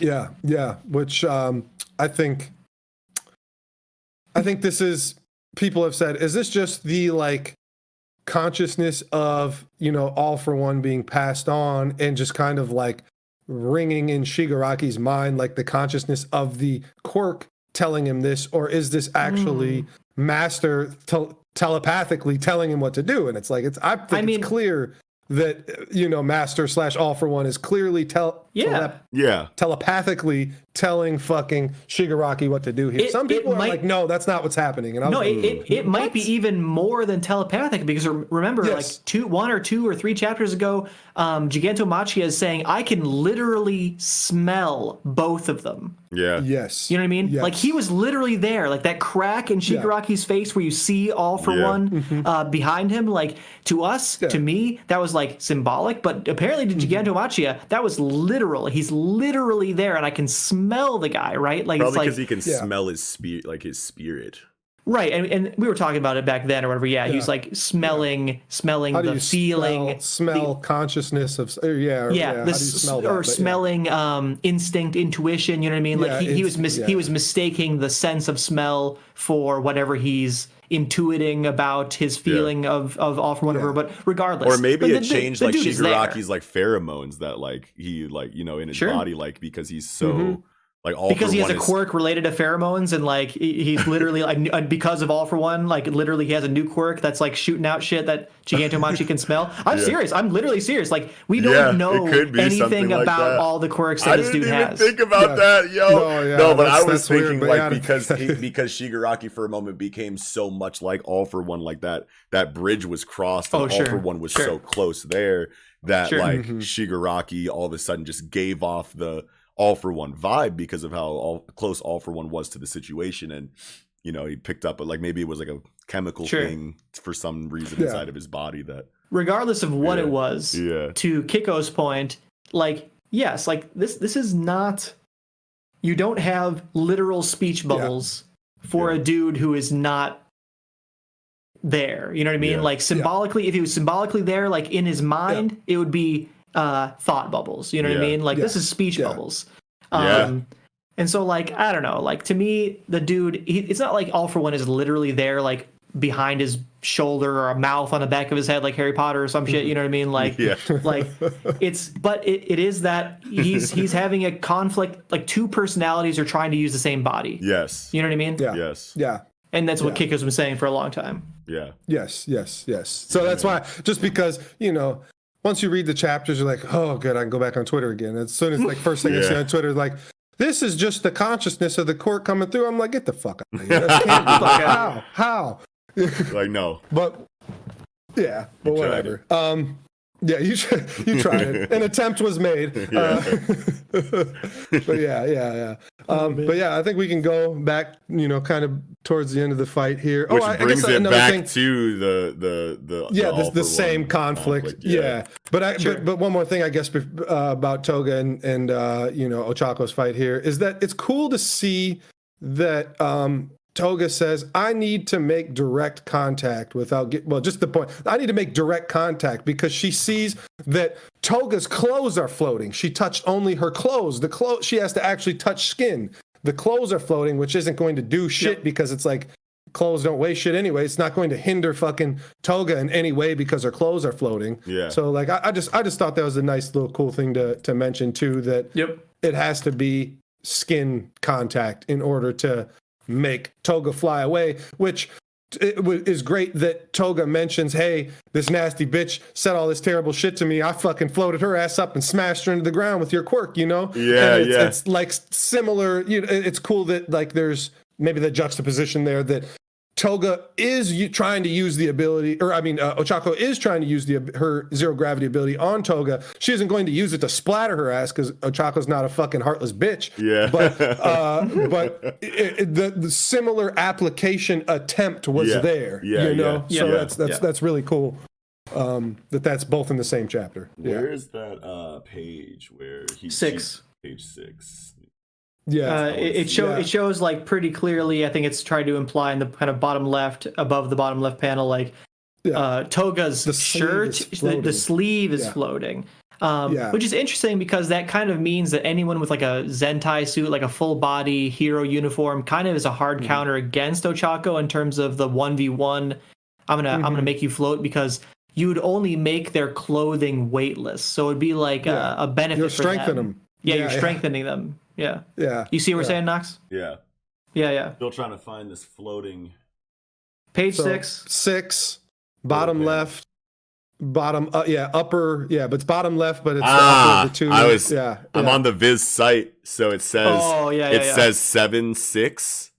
But from right to left. You gotta go. But you have to read. But you have to read pages 6 through 7 American style. Yes. Yeah. Oh no. So I was looking at page 7 when you guys were saying page 6. But gotcha. Viz could do a little bit better with their just the whole thing. I don't know, like the. I mean, it makes sense. I just like it's just weird. I mean, their UI definitely, I feel like could use some work. Or at least their comment sections. Yeah, whatever we're calling it. Yeah. Yeah, but I mean, like this, it's just so. Because I'm reading it right to left, and then I get to the bottom, and then pages are, I don't know. Maybe I'm just an idiot. Yeah. Maybe I'm just dumb. But maybe. Yeah, man. So let's see, what else do I got? I love this double spread at the very end, bro. Like the ending double spread is top tier, phenomenal double spread. Yeah. It's just great. Everyone is like shook or like determined, but Dabi's like, let's do this, man. Yeah. Let's turn up, bro. Which is hilarious. His fucking like, what are we doing here? Yeah. I don't know, but like I could He's like see scratching his chin and like, trying to see. Yeah. Thinking and looking. So, kind of what I was talking about earlier about Nejire, Ida, and Shoto still in the fight here and actually fighting, which you see here, which is page 17, this big panel, bottom 17. They're all doing something here. And you go to the double page spread and you have like, a recap of the characters and how they all feel at this time. So it made me think, obviously, the Dabi versus the Todorokis is coming, right? Like maybe it's just Shoto versus Dabi, which we were kind of talked about how he was kind of a hard counter. Maybe Dabi can awaken his secondary evolution, which might be ice, which would make Dabi probably the most broken Todoroki, I would assume, because now he has the most powerful fire and he can regulate himself now with the ice. So that would be pretty sick. But more to the point here is like coming up with matchups here, because Best Jeanist is still on the way. Is he going to jump down, give Gigantomachia some really tight pants so he can't run around as much? I feel like Best Jeanist is, without being facetious here, Best Jeanist's fucking task is to hinder Gigantomachia when he jumps down because he got the best quirk for it. I assume. So you get fucking Dabi versus the Todorokis or just Shoto, whatever. Ida versus Spinner. What can Best Jeanist do to Gigantomachia? Hem him up with fucking several spools of carbon fiber. Oh yeah, carbon fiber. Yeah, that we saw. From the on the plane. Yeah. Now the plane. Yes. Oh my god, duh. But these fight matchups make sense because like Spinner is a physical type with some whatever gecko power, maybe uses fucking camouflage but he's a gecko, not a fucking chameleon, but whatever. Or actually, was he using camouflage? I think at one point. Whatever. Regardless, invisible ones. Him versus Ida makes sense. It's a fair matchup, right? Like they both are kind of physical types, and they both will just kind of fight it out. Where Nejire versus Compress makes a lot of sense. Spiral versus space compression. Like she can spiral and open. I mean, this is definitely headcanon here, but like it makes sense for like her ability not so easily to be compressed. You can't just shoot a spiral fucking beam cannon, special beam cannon at fucking Compress, and he can't maybe compress it as easily because of the way spirals are and expanding like and whatnot. The spring, like expanding and stuff. So like it just makes sense because Toga's not here. These are the parts. These are the fighters. Other than Skeptic, who's just going to be on there with his computer. So like I just expect him to not even get off fucking Gigantomachia, or him get thrown off or whatever during the fight between, or the, I would say, apprehension Best Jeanist is going to try to do, or hindrance of Gigantomachia, which only leaves Compress, Spinner, and Dabi as the three on the back that can still fight since Toga's not there. And so like what are these matchups going to look like? I don't think these are like firm 1v1s to the death or whatever, but it would make sense for these to be the temporary matchups for now, because these fighters pair well against each other and make sense that they could fight each other without killing each other, or like it doesn't have to be decisive right now. I definitely think that the Endeavor, Dabi, Shoto, triangle is something that could be touched on here very, very soon coming up. But I was taking the Nejire and Ida panels here as, let's say Shigaraki goes really berserk and does another ground attack, destruction ability. I'm just going to kill everything. Ida can probably outrun it. Nejire can fly, you know what I mean? So like I think those two will rescue Deku, Endeavor, you know what I mean? Get them out of here, you know what I mean? And there might not be more fights really in the rest of this arc. I think we've got enough fights. You definitely could be right. Could be right. And I plus it's about to start approaching levels where it's going to start feeling like it's dragging. You know what I mean? Potentially. And I definitely totally agree with don't want this arc to reach I want it to finish strong, you know what I mean? I don't want it to feel like it was strong for 95% and that last 5% we could have done without. I just want this to be a perfect arc. And I'm not saying like fights may be going too far, but like just brief confrontations where they can throw quick abilities and attacks at each other that aren't decisive, that can cancel each other out or whatever. You know, like Spinner can block a fucking Ingenium kick, an Incursio kick. Ingenium kick. Incursio. Yo. But yeah, can block a fucking kick with scales and take a full power fucking engine kick to the arm, and he's got probably the innate defense to tank it. Yeah. Where, you know, they can attack each other without anything being short burst clashes, you know what I'm saying? Yes, you know what I'm saying? Yes, exactly. Because show something spectacular but not have it be a full power like drag down. Yeah, and you gotta kind of wrap your mind around what's fucking Best Jeanist like doing here, right? Like what's his role other than I can just, I don't know, pull everybody into the fucking plane with fucking thread, I guess, and save everybody. Like that's fine that would too. Suck. I feel like I don't know, dude. I like what Nick said way better. Ida outruns a fucking, you know. But how do they get everybody out of there? Yeah. But there's so many fucking really fucked up people here. It's like you got Manuel trying to carry a fucking, you know, he's got Gran Torino in one arm and Ryukyu is trying to like walk it off. She ain't walking that off. Or whatever's happening there. You know, like you just got a lot of fucked up people. You got Rocklock is holding fucking Aizawa. There's too many people to save for not enough people, not enough saviors, I think.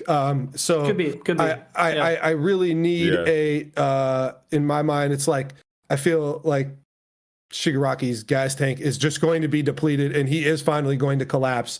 And so it's going to be, obviously we got to save our master, whatever, our new leader, and we can't, you know, get into serious 1v1s. Like that's a good reason why the League of Villains can't get into serious 1v1s. Obviously the heroes don't want to get into serious 1v1s because it's like, unless it's to kill Shigaraki, I don't think they're trying to invest a whole lot into, you know, fighting other than they're trying to save their people. So like, I just think that all will make sense to play out that way. And I mean, I don't know, maybe Best Jeanist comes in here, wraps all of them up, swings them around, smashes them on the fucking ground, and just beats the shit out of some people because, I mean, his ability is kind of good for where he's showing. Yeah, what especially he's showing if he's up coming for, like, in while everyone's on their last legs. Like, yeah, with the fucking fiber optic cable, not fiber optic, whatever. Carbon fiber. Carbon fiber cable. Yes. He's not giving people internet. Yeah, he's not giving people internet. But yes. I just don't think Best Jeanist can come in here and not do nothing, right? Like he's here for a reason. He's about to put in some serious work after being out of the story for so long, but I just can't wait to see like, man, what I don't want to say what if it's not Best Jeanist because it's like there's no other route. No, it's Best Jeanist. Yeah. The spools of cable is enough. You know, like which is a throwback from Vigilantes. It is. Yeah. Which I've not read, but people have been saying it's from Vigilantes. So. Yeah, and I remember like last week, I think I was like, I can't remember where I saw this before, man. Like I think it was in an earlier arc or something like that. And it's like, no, it's Vigilantes, and I just like saw someone like tweet a young, you know, Best Jeanist and just like assumed it was from My Hero Academia, even though I didn't recognize the scene. You know what I mean? But it's just fucking Vigilantes, dumbass. God damn it. Yeah. As soon as I said that too, I was like, I thought about it and I was like, someone's gonna tell me where that's from in the comment section. I bet you it's gonna be Vigilantes. And lo and behold, comment section, right? One of the first comments we got, like, maybe it's from My Hero Academia Vigilantes. If you guys can fucking read that shit already, bro. All right, getting into the piece de resistance. Chapter 994 of One Piece. Eagle, are you there? Where? What? My other name is Yamato. And we are on the final volume. I will comment on this one. Fuck yeah, we're done, baby! Yeah! We are finally out of here. So happy. Bro. I'm thanking all gods of all pantheons for this day. Like that we're out of this fucking beige cover story. I believe in no gods, but I'm gonna thank them all today. You know, send me your god on Twitter and I'll thank it personally for this. Bro, have we ever gotten a giant fin next to the end or next to the, you know, on the final volume for the cover page? No, but we needed it. All right, moving on. Yeah. Hold on, Let's never talk about this fucking cover story ever again. Oh, it doesn't say the volume number. I can't remember exactly how many times. Too many. Yeah, too many. Anyway, getting into the chapter. 10, 20 too many. I don't know. It's been a lot too many. It's been a lot. It's like 47 or something. It's longer than Shibuya, isn't it? I'm pretty sure it's longer than the Shibuya incident. Yeah, I think it was like 49. I want to say 49. God damn. Yeah. That's wild. Okay, getting into the chapter though. So yes, man, Kiku. Oh, Kiku. I expected her to be done. You did, and so did I. And Eagle predicted this exact scene right here, like real quick. Yeah, no words. Cauterized the wound like right away in the Kinemon, like on the blade. Fantastic. Shout outs to Eagle. Maybe a lot of people thought about that, but was it you? No, I don't know. Maybe a lot of people thought about that. Let's take his credit. He's not here. Fuck it. I think a lot of people would not call this because Law is here, right? Like I think it'll be like, oh, somehow Law is gonna come and reattach her arm back on her body, right? Like it's like, nope, cauterize that shit. Yeah, hard body. Goddamn. Just how fast paced the movements are inside of this, like, recovery scene. Plays into what I was talking about like last week about how the tension is just like spiking like drastically, inside of these chapters now. You know what I mean? Because it's like, you want to properly convey that there's a lot going on because it's a war. And one thing that I love about Oda's storytelling is that like a lot of people will complain about how cluttered the double spreads or, the art seems to be inside of One Piece. I'll agree with that to a certain degree, but like inside of these war situations right now, it really feels like a war. There's other war arcs, inside of other stories that zoom in a little bit more on the characters, you know what I mean? And that's good.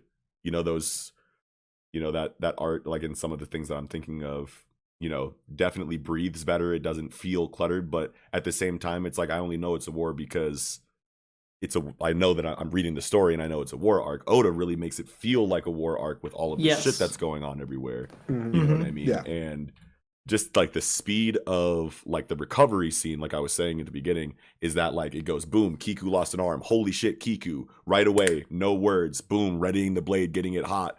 Boom, cauterizing the wound. We're back. We're right back at it. You know what I mean? Like right after that, and it's like, holy shit, you really feel like this is a lot more serious than One Piece has been even inside of this arc before it got to this point, you know what I mean? And it's like, I love feeling that tension rise in One Piece because people have been hating on it and saying that this shit is mid and saying that what kind of war arc is this type shit like that. But also at the same time, it's like, I like feeling this scale of tension and stakes in the Yonko territories, you know what I mean? Because it's like, I want to know that this is what it means to be. I don't want Yonko interactions to ever feel underwhelming inside of this series, and they haven't yet. So for sure, yeah. And damn, Kaido, Worororo laughing and saying, "I love the way of the samurai." Yeah. And now Roger and Whitebeard, they did it right. So I guess, like, to me, I took this as him comparing and saying that Roger and Whitebeard are like samurai. Yeah. But I guess you could also take it that Roger and Whitebeard are different than samurai. But I think in the whole sentence, like, I love the sense of determination. I love the way of the samurai. And nowadays, Roger and Whitebeard, they did it right. It's not the way of the times anymore, but death is what completes a person, aka like Whitebeard dying at Marineford, and like everyone in the whole field was like, holy shit, this dude has never been injured on his back. Or Roger dying, obviously, and starting off this whole manga. I just thought that his statement there would like really hit for sure. Yeah, for sure. And Kaido, whenever Kaido has serious dialogue, it always hits. He has a very poetic, lines of dialogue inside of his character when he's not, drunk and laughing at you or cursing your name or something like that. Like when he gets in his bag, like it's like a fucking it's like a poem. And this is a good look into, just what he thinks and feels, because he's been trying to kill himself for so long, and it's important to him. Like it feels like he's almost restored in the fact that I didn't care about my death because, okay, I gave Odin such a shitty death or whatever, and that I was searching for my own death in these weird ways, whatever, jump off Skypiea, have people, whatever, try to execute me, whatever. but I couldn't find meaning in death, which now it feels like he has now like revitalized his meaning in death right with what's happening here, that the scabbards are opposing him and living through, you know, Odin's wills living through them. So it really feels like to me, Kaido is dying he is dying at the end of this arc, and I think it's going to be, as you know, it's not going to be a One Piece defeat where, you know, like Katakuri's still alive, everybody's still, Lucci's still alive. Like, you know, most villains live through a Straw Hat, you know, loss. They live, you know, the Straw Hats don't kill people. So let's just reiterate here that now I am Team ZKK. I am in the club. And Kaido is going to die. And I just don't think Luffy is the type to kill somebody, especially like because of his fighting style. Like he bludgeons you to death, and that doesn't or he bludgeons you, which you can be bludgeoned to death very easily. But like with Kaido's character, all we see is slashes are like his big, you know, like way of him taking damage. Like he hasn't taken any concussive damage at all. Exactly. Yeah. Exactly. Yeah. So that's a good parallel there, because it's just like Luffy, that's his weakness, slashes, even though like you don't feel like Kaido has any weakness, but like this is the only things we've seen damaging him thus far is Paradise, Totsuka from fucking Odin, of course. And then obviously the ones from them had cut him. He bled. It wasn't deep. But you know, those are the only two real injuries you've seen thus far on Kaido. So yeah, I mean, obviously Luffy is going to bludgeon him, and he is going to take Ryuo damage. Yeah. But I having Zoro finish him off just feels good, like finished off by a samurai that you fucking, you know, you love the way of samurai. You know, it's more and more as each of these chapters go on. It's feeling like it's happening. And Zoro is probably going to be, you know, the closest thing to Odin since Odin, despite what the scabbards are doing here right now. Yep. You know what I mean? He's got his sword, and obviously Zoro is a better swordsman than any of the scabbards. You know what I mean? Like, I think that's at least safe to say. Yeah. Maybe even put together, right? Maybe, but like, but regardless, I mean, I'm with that. Even if you're not on the ZKK train, I'm not sure I'm necessarily on the ZKK train. Though I think he'll be involved in the fight or whatever, right? Like, but I think it's safe to say that Zoro individually is a better swordsman than any of the scabbards. You know what I mean? So, like, if anyone is going to really injure Kaido, it will be Zoro. Yeah, with Enma, obviously. Mastered Enma to what? Well, we don't know it's mastered, but we can assume it's One Piece. It's mastered. It's mastered to a high degree. You know what I mean? Plus, we've seen him use it now in combat, and his arms don't get trained. So right, yeah. So going into this next scene, I absolutely love that they're like, they're busting through the castle, and someone's like, oh shit, it's Straw Hat and Jinbei, watch out, they're really tough. And it's like, why didn't you mention Blackleg? And Sanji kicks a motherfucker. Like, well, you know why we didn't mention you, Sanji, but thanks for coming up here. it's no, the thing is, I know it's a joke here, and it's funny, it's great, but I'm not joking. Like, so here's the problem with that though, like, fucking narratively, it doesn't make sense because Sanji's bounty is higher than Jinbei. So, isn't it? Yeah, Jinbei's bounty is like 400 million. Yeah, isn't Sanji like 500 million now? I think Sanji's pretty high. Isn't it? No, Sanji's bounty is. Let's see. Sanji's bounty. It is not even 177 million. Okay. Yep. Whoa! Yeah. No, that's his current bounty right now. We need drunk trivia round 2 because Kiko's about to get blasted. I thought it went up. Bro, I swear I thought it went up. It was low before and it's still after low. Whole Cake. Yeah. No, I thought it went up after Whole Cake. I thought it went up like that's crazy not right. after Whole Cake, bro. I thought it was higher than Zoro's now. It did go up higher than Zoro's by like 10 belly. Yeah, there was a scene for it. You think the wiki is wrong? You think the wiki of One Piece will be wrong? Bro, I swear to God, bro. 330 million. Yeah, 330. Okay. So yes, that at least the quick Google search. The Google turned it wrong. the Google. Because it's from the anime, probably. So because I was like, Anjibody's 330. bro, he's definitely Jinbei's is 400 plus. Somebody just look it up quick. Okay. Jinbei is 438 million. So Jinbei's higher. So then it went because his went up too from Whole Cake. Because it says 400 million when you do the quick Google search too. But that's again, it's just not updated. Yeah. Regardless. But funny as hell. Jinbei is obviously stronger than Sanji and obviously higher bounty. I'd say Jinbei. I'd say Jinbei could take Sanji. I feel like he'd beat his ass easily. But hey, I don't think it would be low diff. I think it would be mid to high. He might get grilled like any other fish out there, like it's you can get the surume treatment and get the grill marks on his ass, but I don't know. It's so hard. No, I agree. Crazy fight to think about though. But no, you guys are right, because now that I think about it, Vagabond drilled Big Mom off the side, shark skin tanked her shit. Like, that's a big deal.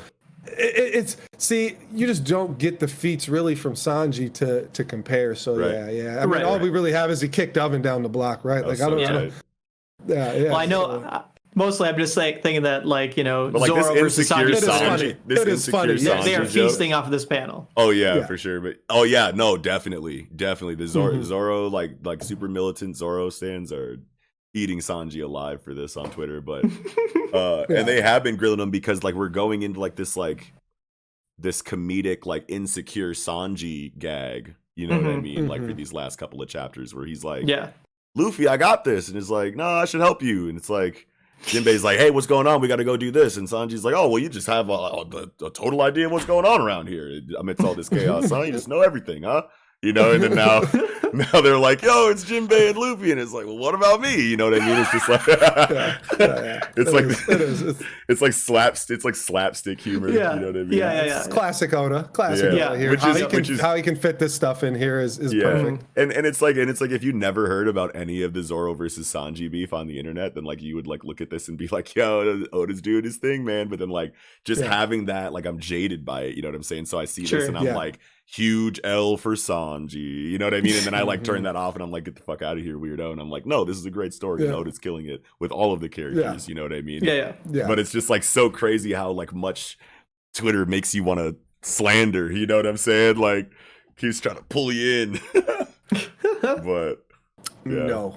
How about these Smile users? Rooster and Giraffe, dude, what the fuck? Absolutely disgusting. These are the worst designs yet. The Hamlet is just Cavendish stuck on the top of fucking Kaku's body, right? It's fucking ridiculous. Just this dude with his legs out dangling in front of you. When I was reading this live, it was the first thing I read of the day this morning or whatever. Yeah. I was just like, ugh, gross. This bad, dude. Yeah, and he's like, wait, under him we got a fucking dude coming out of a chicken's butthole. It's like it's cat dog, but human dog. I think the giraffe is worse, honestly. I don't know. It's tough, man. They're both bad. I'd have to wait till I square it up with the chicken and see what it smelled like in that proximity. And then I'd be able to decide. I mean, to be fair, this fucking Hamlet's leading with his ass out here and up in the top anyway, so they both got ass to mouth situations going on here, bro. God. They both go ass to mouth apparently. So gross. Stop growing like that. No, Sanji. We're done. Yes. So these are more card games, right? Hamlet. More card games, and definitely. Fortress. We're still following it. Yes, because they are headliners. Yes, they have to be named after card games. And I do like that Sanji just one-shots both of them in a single panel. Let's just get out of here, right? Yeah. It's Sanji and Jinbei. They both one-shot one each. Tag teamed it. Yeah. No, I like that. Great. And let's just move on to the next scene or whatever. We were talking last week about could Chopper be kind of on antidote duty? You know what I mean? Yeah. And he literally says in this chapter, I can't. There's too much going on. It'd be too difficult to get the antibodies. It would take me forever.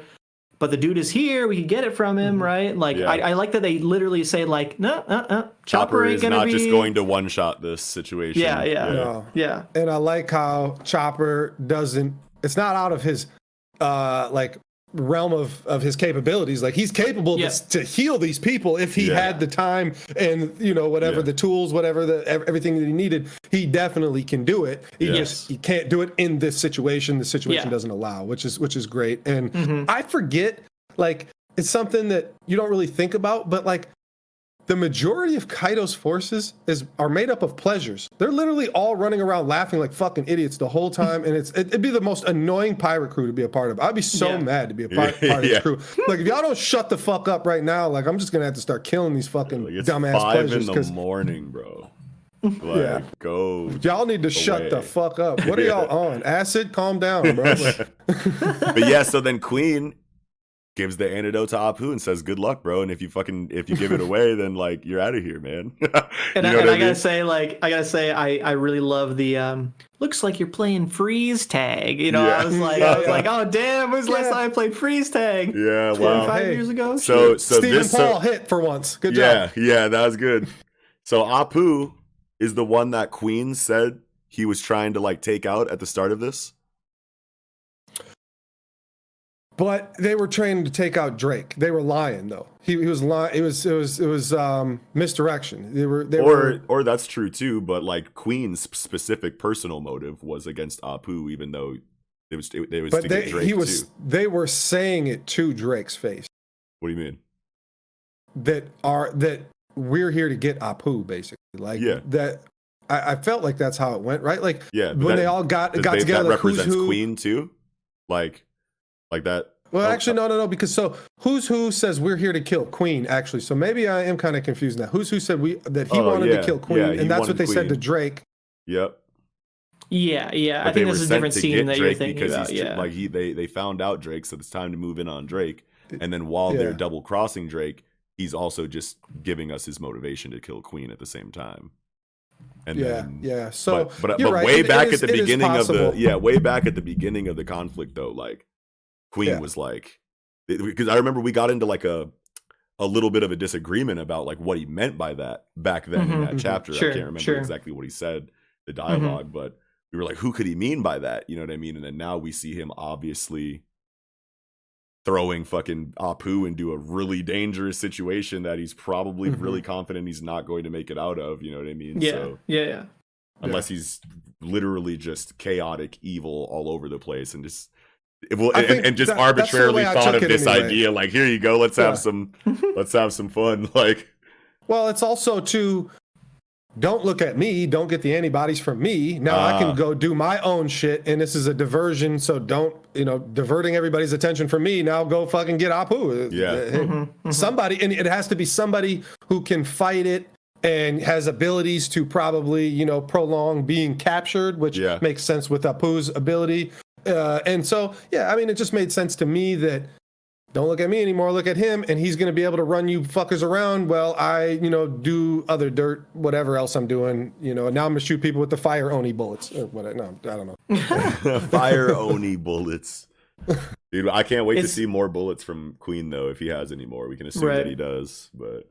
Yeah.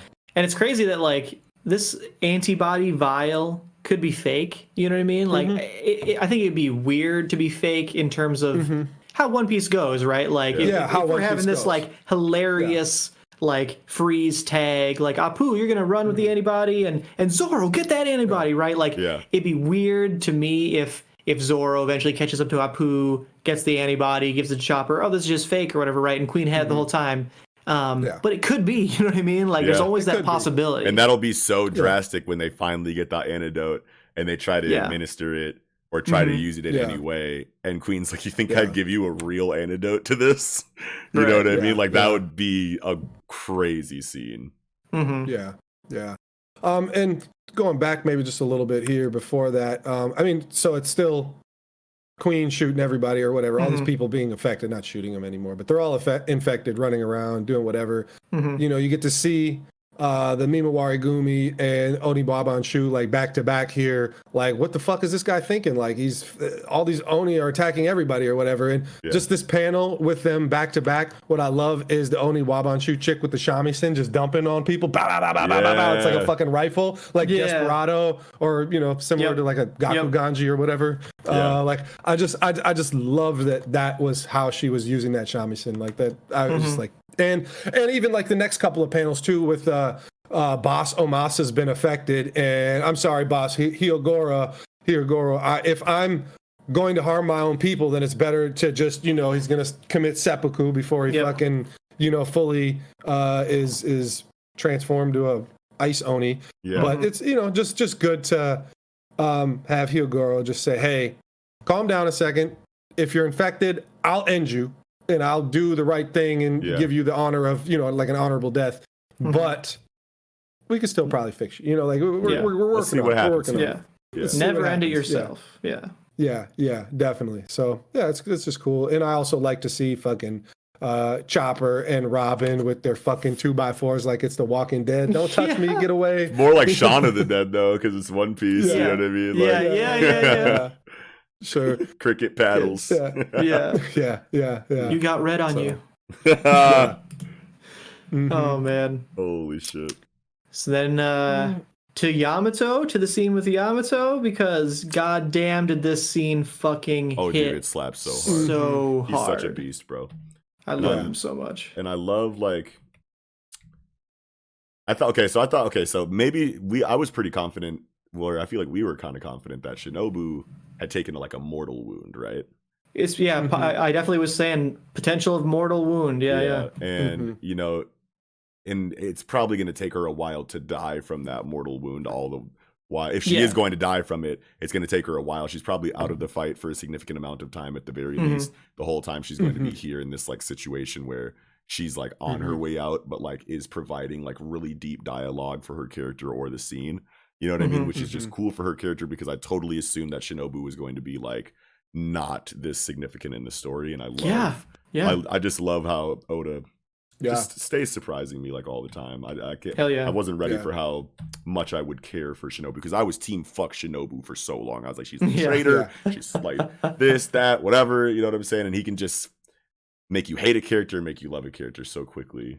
And and Yamato with this like Kine or with this Momonosuke like acknowledgement guaranteed, like we're gonna get like some crazy Momonosuke like and Odin shit, or Momonosuke and Yamato shit moving forward, which is gonna be amazing to see. Which talking about Black Maria's song, here it is. This is it happening, coming to fruition. These two officially meeting each other under the moonlight, even though it's not like the moonlight isn't there because they're indoor, but it's still a fucking full moon above them. It's sure. This is in that chapter. I was like literally like, no, there's fucking every single part of this is meaning something. And finally, that last piece that I didn't really know happened. And so it feels good. Always feels good to know that there's that little something out there, and at least, especially with One Piece, to get it within like 5 more chapters, because it might be 500 more chapters before you get it, and you probably don't remember and have to go through a reread to even pick it back up. So right.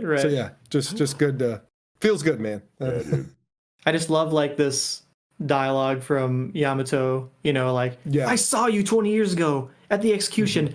Your words, talking to Shinobu, your words brought me to tears. The life of Kozuki Odin brought me to tears. Oh, god damn. I just love Yamato so much. Yes, man. Yeah. God.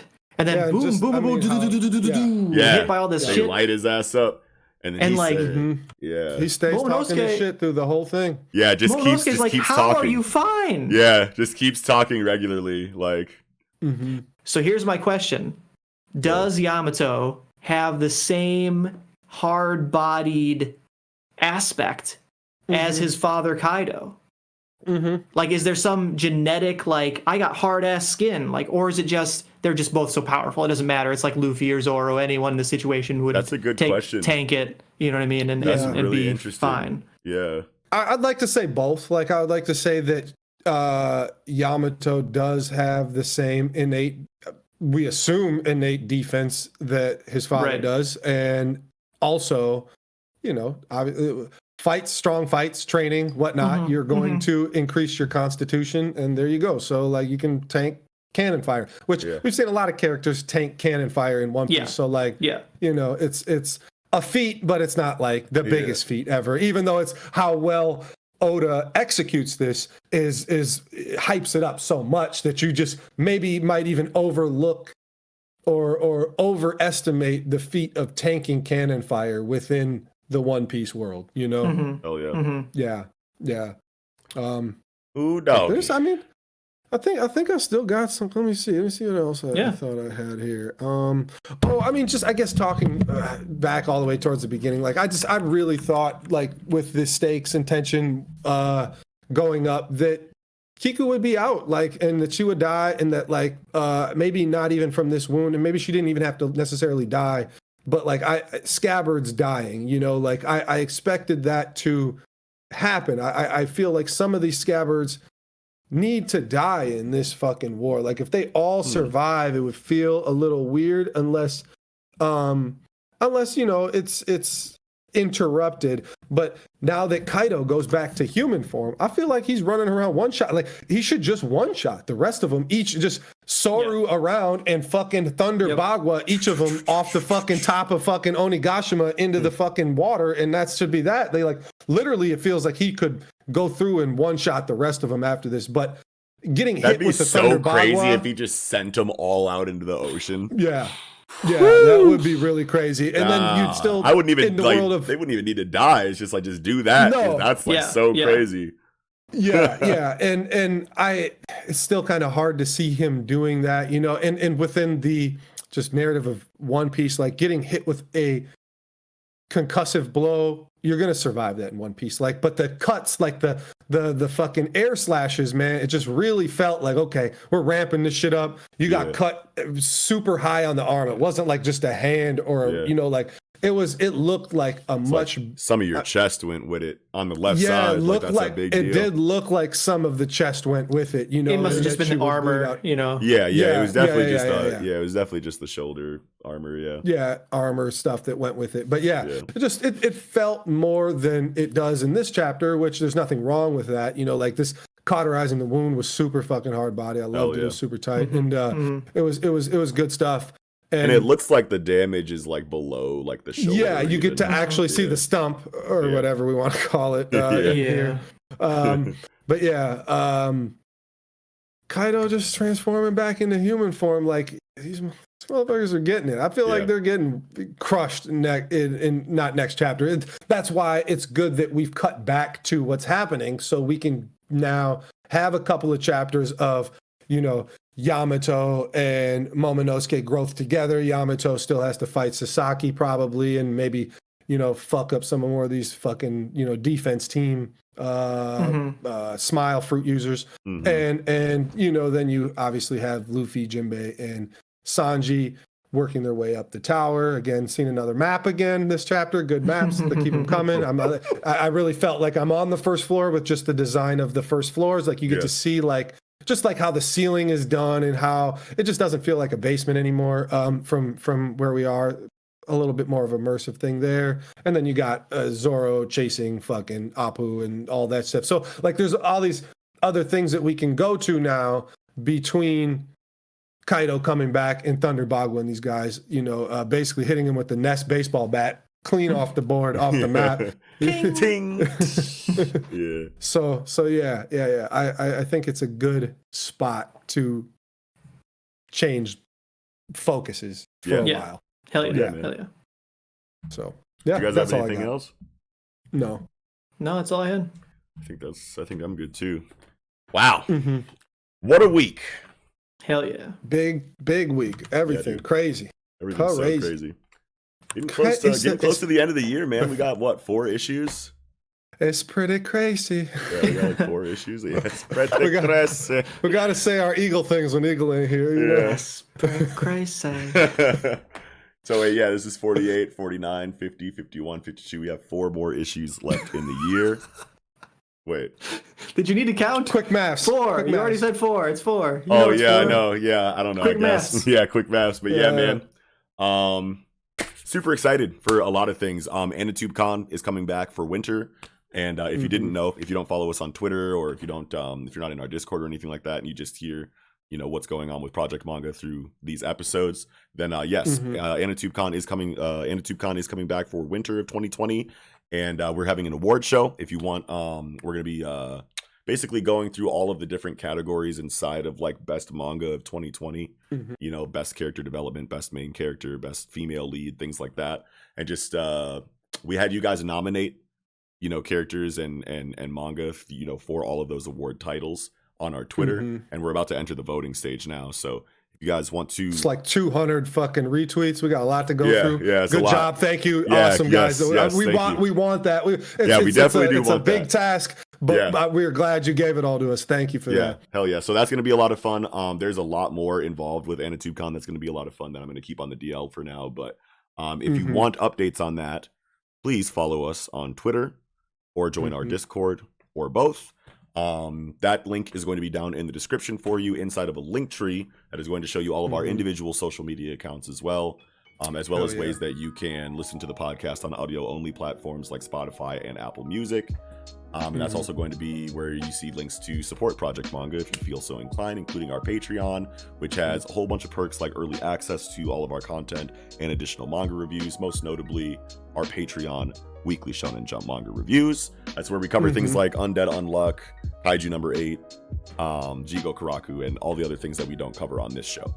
But that is going to do it for this episode of the Project Manga Podcast. Thank you all so much for watching. If you did, hit us in the comments section and let us know what you thought about This Week in Jump and what you thought about our analysis this week. Agreed, disagreed, what have you.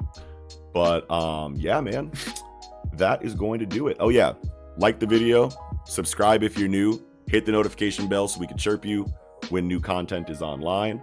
But that is going to do it, man. Happy Halloween. And yeah, this will be another incredible, fantabulous episode of the Project Manga Podcast. Wrapping up, I'm your host, Bishop. Peace, y'all. It's your boy, Kiko J. Spoderman. Yeah, that's it. See you later, y'all. It's Rilakkuma. Bye. Catch y'all next time.